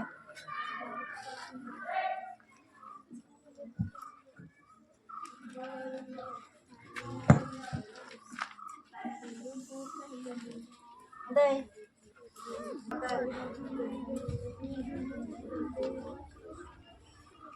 ഞാൻ എൻ്റെ സ്വന്തം കവിത എന്തിട്ട് നാടൻ പാട്ട എന്താര. അപ്പൊ ഒരു കാലത്ത് നാടൻ പാട്ടിന് പ്രസക്തി ഉണ്ടായിരുന്നു, ഭക്തിപ്രസ്ഥാനത്തിന് പ്രസക്തി ഉണ്ടായിരുന്നു, നാടൻ പാട്ടിന് പ്രശസ്തി ഉണ്ടായിരുന്നു. ആ പശ്ചാത്തലത്തിൽ ഞാൻ എഴുതിയതാണ് തെയ്യകം തെയ്യകം തെയ്യകം താര തെയ്യകം തെയ്യകം തെയ്യകം താര. ചാത്തനും ശക്തി എന്നൊക്കെ പറയുന്ന ഒരു കാലഘട്ടം ഉണ്ടായിരുന്നു. അതൊക്കെ മാറി നമ്മൾ സമ്പൽ സമൃദ്ധിയുടെ കൊടുമുടിയിലാണ് നിൽക്കുന്നത്. മേ കയറിയിട്ട് നമ്മൾ താഴെ വീഴാതിരിക്കാൻ നമ്മൾ തന്നെ ശ്രദ്ധിക്കണം. സിജോൺ എന്നെ ഏറ്റവും കൂടുതൽ ആകർഷിക്കുന്നത് എന്താണ്? അപ്പൊ ഞാൻ പറഞ്ഞ പോലെ ആദികവി വാത്മീകി ആദികാവ്യ രാമായണത്തിലെ നിഷാദ പ്രതിഷ്ഠ തന്നെയാണ്. തുടങ്ങുന്നത് എന്താണ്? അരുത് കാട്ടാള. ആദ്യം ഉണ്ടായ വാക്കതാണ് നിഷാദ അരുത് കാട്ടാള. ഈ സ്നേഹി എന്ന് പറയുന്നു. അത് തന്നെയാണ് ഇന്നും എൻ്റെ മനസ്സിൽ സംസ്കരിച്ചതാണ്. പിന്നെ ഞാൻ പറഞ്ഞത് കാലങ്ങൾ മാറുമ്പോൾ കവിതകളുടെ സ്വഭാവത്തിന് വന്ന പ്രധാന മാറ്റങ്ങൾ എന്തൊക്കെയാണ്? കാലങ്ങൾ മാറിയപ്പോഴേ വൃത്തവും അലങ്കാരവും എന്നുള്ള രീതിയിൽ ഉള്ള അതൊക്കെ മാറി. ഇപ്പം പെട്ടെന്ന് ഇപ്പം കഥ എഴുതാൻ അതിൽ നോവലൊക്കെ ആണെങ്കിൽ പിന്നെ മാസങ്ങളോളം ഒക്കെ എടുക്കും. കഥയും കവിതയൊക്കെ എഴുതിയപ്പോഴേ എത്രയും പെട്ടെന്ന് എഴുതി തീർക്കാനാണ്. ഇപ്പോഴത്തെ കാലത്ത് ഡിജിറ്റലോ അങ്ങനെ ഇങ്ങനെയൊക്കെ വന്നില്ലേ. അപ്പോഴും അന്നത്തെ കാലത്തെ പോലെ കവിത ഈസിയായിട്ട് എഴുതാനാണ് പഠിച്ചിരിക്കുന്നത്. വൃത്തവും അലങ്കാരത്തിനൊന്നും വലിയ പ്രസക്തി ഇല്ല.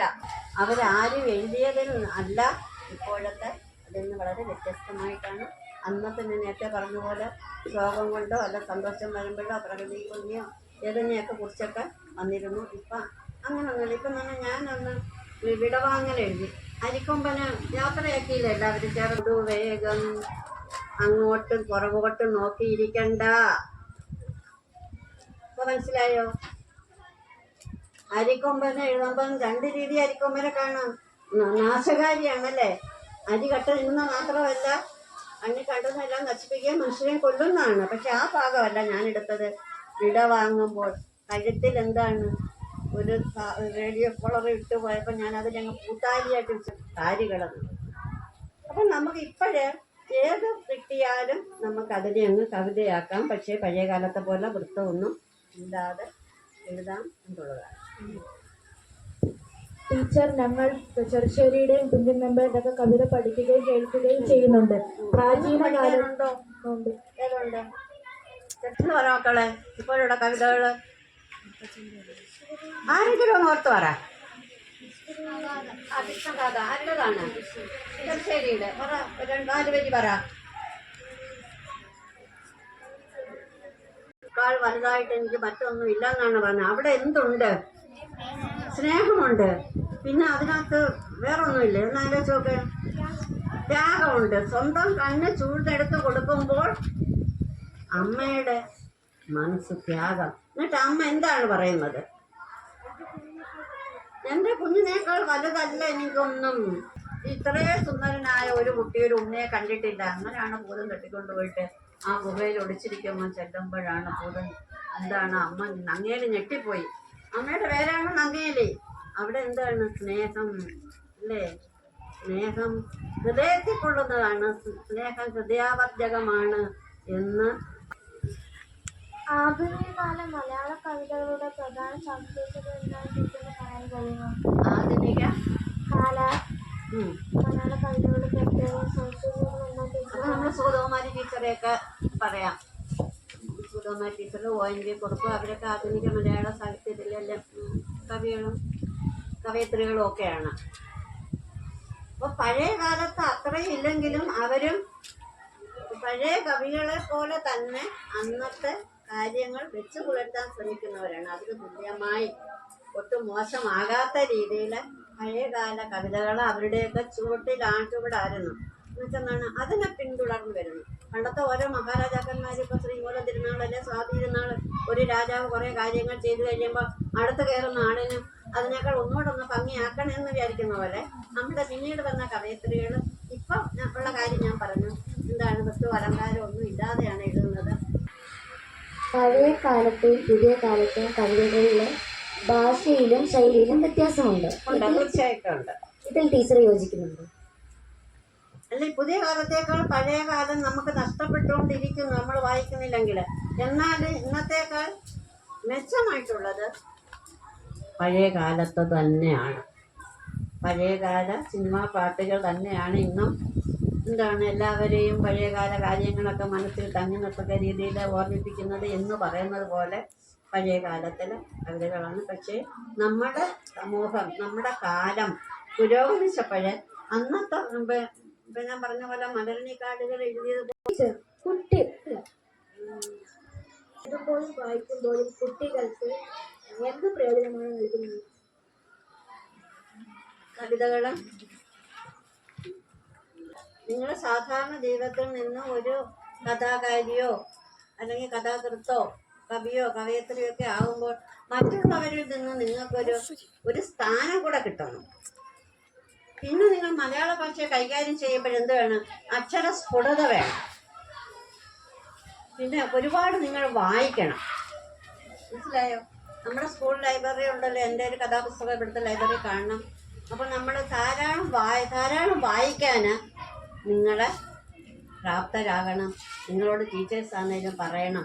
നമ്മൾ ഒരുപാട് കാര്യങ്ങൾ എഴുതുമ്പോൾ ഒരു കവിത എഴുതി നിർത്തിയ വാക്കുകളും വരികളും തന്നെ അത് വീണ്ടും, അതായത് റിപ്പീറ്റ് ചെയ്യാൻ പാടില്ല, കേട്ടല്ലോ.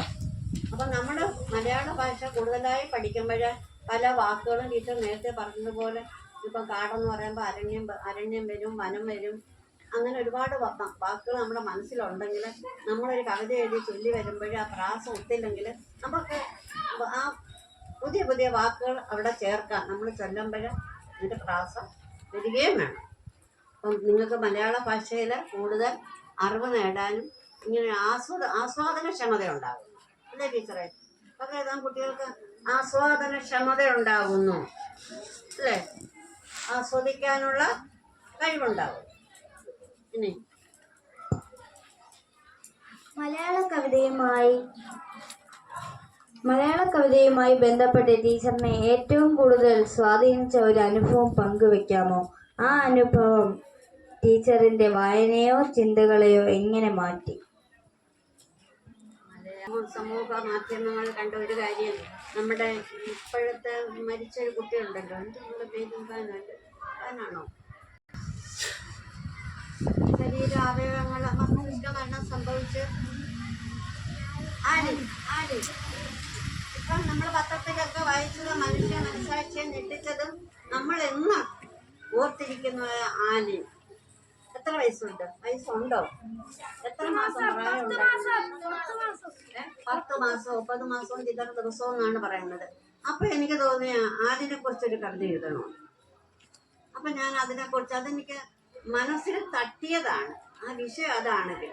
അതുകൊണ്ട് മറ്റൊന്നുണ്ട്, ഞാൻ പറഞ്ഞു കേൾക്കണേ, അരിക്കൊമ്പനെ അല്ലേ, അരിക്കൊമ്പൻ എല്ലാവരെയും ഒരുപാട് ബുദ്ധിമുട്ടിക്കുന്നുണ്ട് സമൂഹത്തെ. എങ്കിലും അവന് യാത്രയാക്കിയ സംഭവം ടിവിയിൽ നമ്മൾ മണിക്കൂറുകളോളവും കണ്ടിരുന്നു ഇല്ലേ. അവന്റെ ശല്യം കാരണമല്ലേ അങ്ങ് മറ്റേതോ കാട്ടിലേക്ക്, കർണാടക ആണെന്ന് തോന്നുന്നു, ഇപ്പൊ എവിടെ പോയെന്ന് അറിയത്തില്ല. കാരണം ഇതിനെ ഈ കഴുത്തിൽ കിട്ടിരിക്കുന്ന അതിനെ നോക്കിയിരിക്കുന്ന ഫോറസ്റ്റുകാര് കുറെ പേരൊക്കെ എന്താ വന്നത്, ദുഃഖമാണ്, എനിക്കുണ്ടായ ദുഃഖമാണ്. ആനിൻ യാത്രയാക്കുമ്പോ ആ അമ്മ അച്ഛൻ അവിടെ ചോദിക്കട്ടെ, ആനിന് യാത്രയാക്കിയപ്പോ അതിന്റെ ശരീരത്തിലെ പ്രധാനപ്പെട്ട അവയവങ്ങളെല്ലാം 4 പേർക്കായിട്ട് കൊടുത്തു. 4 പേർക്കായിട്ടാണ് ഞാൻ എഴുതിയത്, 4 പേർക്കായിട്ട് കൊടുത്തു അല്ലേ. നിങ്ങള് അതായത് മസ്തിഷ്ക മരണം സംഭവിച്ചു മരിച്ചു. പക്ഷെ ആ അച്ഛനും അമ്മയ്ക്കും എന്താ പറയുന്നു ടീച്ചർമാര്, നിങ്ങളവനെ സമ്മതിക്കോ? ഞാൻ ഒന്നോടൊന്ന് ആലോചിക്കട്ടെ എന്ന് പറയും. 4 പേർക്കായിട്ട് എന്ത് തോന്നും? ടീച്ചറിന് ദുഃഖമാണ് ഇവിടെ 2 കാര്യങ്ങളിലും പറഞ്ഞത്. ആ കുട്ടികളുള്ള സഹാനുഭൂതി, ആ അമ്മയുടെ അച്ഛൻ്റെ മനസ്സ്, ആ കുഞ്ചലര് പോലെ അയ്യോ എൻ്റെ മോൻ്റെ ശരീരം കുഞ്ഞു ശരീരമല്ലേ മുറിക്കണ്ടെന്ന് പറയുന്നവരില്ലേ. പക്ഷേ ആ അമ്മയും അച്ഛനും ഒരുപോലെ ബന്ധുക്കൾ തീരുമാനം എടുത്തത് ആ ഒരു കുഞ്ഞിന് പകരമായിട്ട് 4 പേരില് ഇവരുടെ കൊച്ചു ശരീരങ്ങൾ തുടിക്കുന്നുണ്ട് എന്നുള്ളതാണ്. ആ അമ്മയ്ക്കും അച്ഛനും ഉണ്ടായ ദുഃഖം അനുഭവിക്കുന്ന മറ്റു കുട്ടികൾക്ക് വേണ്ടി കൊടുത്തല്ലേ സഹാനുഭൂതി. ടീച്ചറെ, കവിതകൾക്ക് സമൂഹത്തിൽ മാറ്റങ്ങൾ ഉണ്ടോ?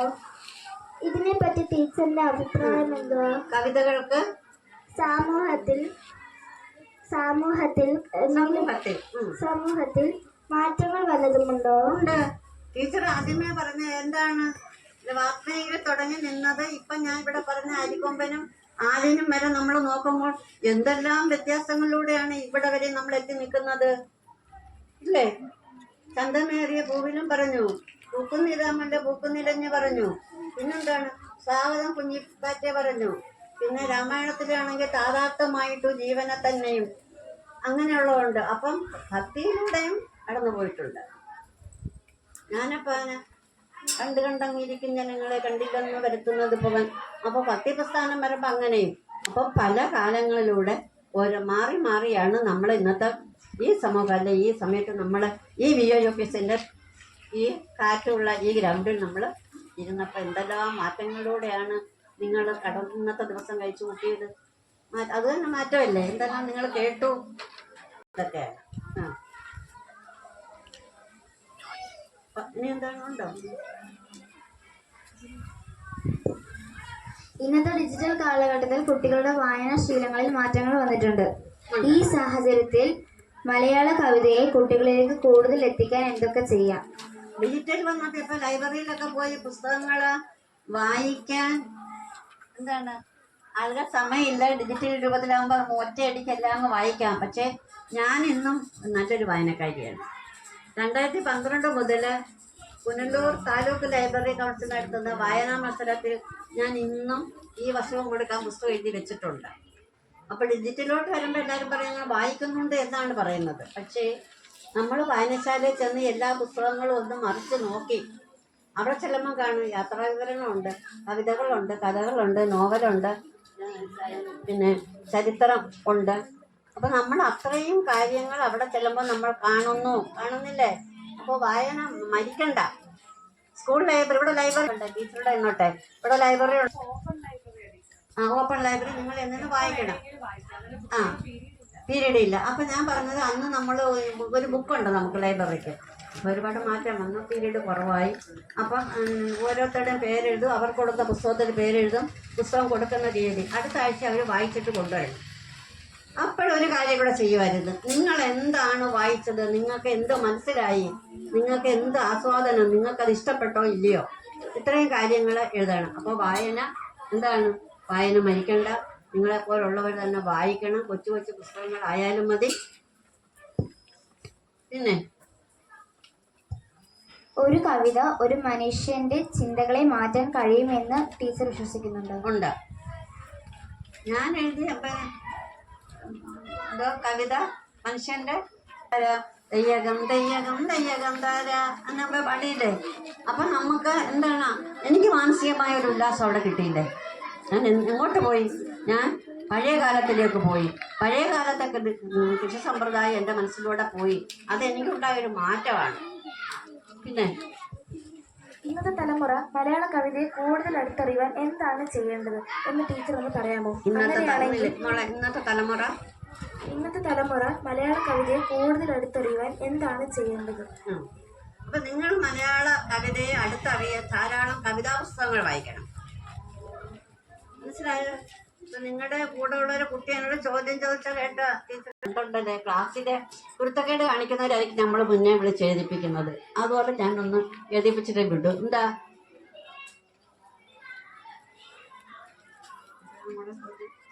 ആധുനിക കാലത്തെയും മധ്യകാലത്തെയൊക്കെ കവികളെ നിങ്ങൾ അറിയണം, അവരുടെ കവിതകൾ വായിക്കണം. ആദ്യമൊക്കെ വായിക്കുമ്പോൾ നിങ്ങൾക്ക് ബുദ്ധിമുട്ട് തോന്നും, പക്ഷേ നമ്മൾ അടുത്തറിയണം.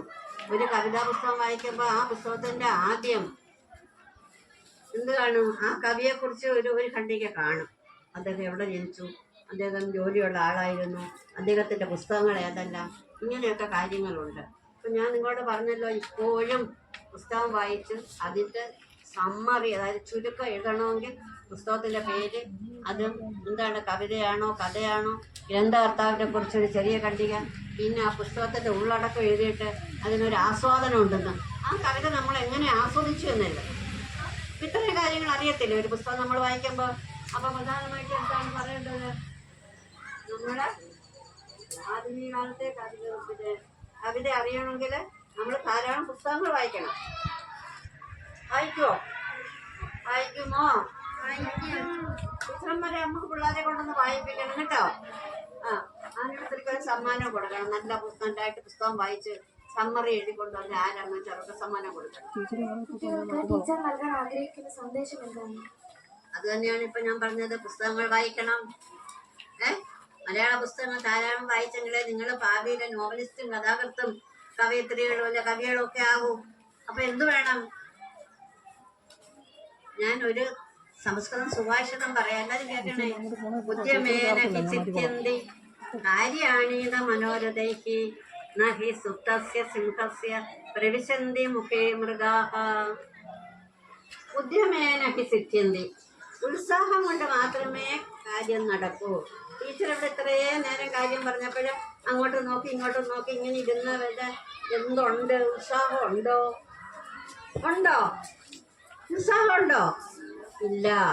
അപ്പൊ എന്ത് കാര്യവും സാധിക്കണമെങ്കിൽ എന്ത് വേണം ഒരു കുട്ടിക്ക്?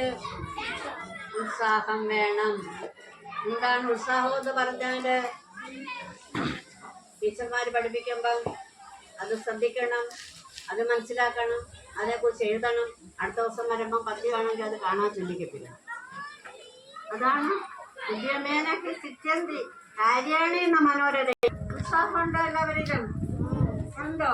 അത് എങ്ങനെ അറിയാം? ടീച്ചർ ഇന്ന് പഠിപ്പിക്കുന്ന കാര്യം, അല്ലെ ഞാനിന്നിവിടെ വന്ന് പറഞ്ഞ കാര്യം ആരെങ്കിലും ഒരു 4 വരി എഴുതിക്കൊണ്ട് കൊടുത്താൽ ടീച്ചർ എന്നെ വിളിച്ച് പറയും, ടീച്ചറെ ഇന്നാലൊരു 4 വരി കരുതയുണ്ട്. ഒരാളെങ്കിലും. പക്ഷെ ആ ഒരാൾക്ക് എന്തുണ്ടായി? ഉത്സാഹം ഉണ്ടായി.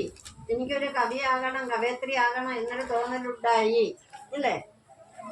അപ്പൊ മറക്കണ്ടേ, ഉത്സാഹം വേണം.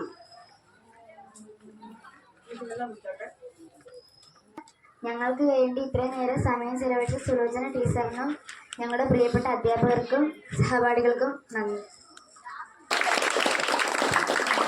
നന്ദി, നമസ്കാരം. ഇനി എന്നാ നമ്മൾ കാണുന്നത്? എന്നാണ് കാണുന്നത്? ഉണ്ടായില്ലേ? Okay, by.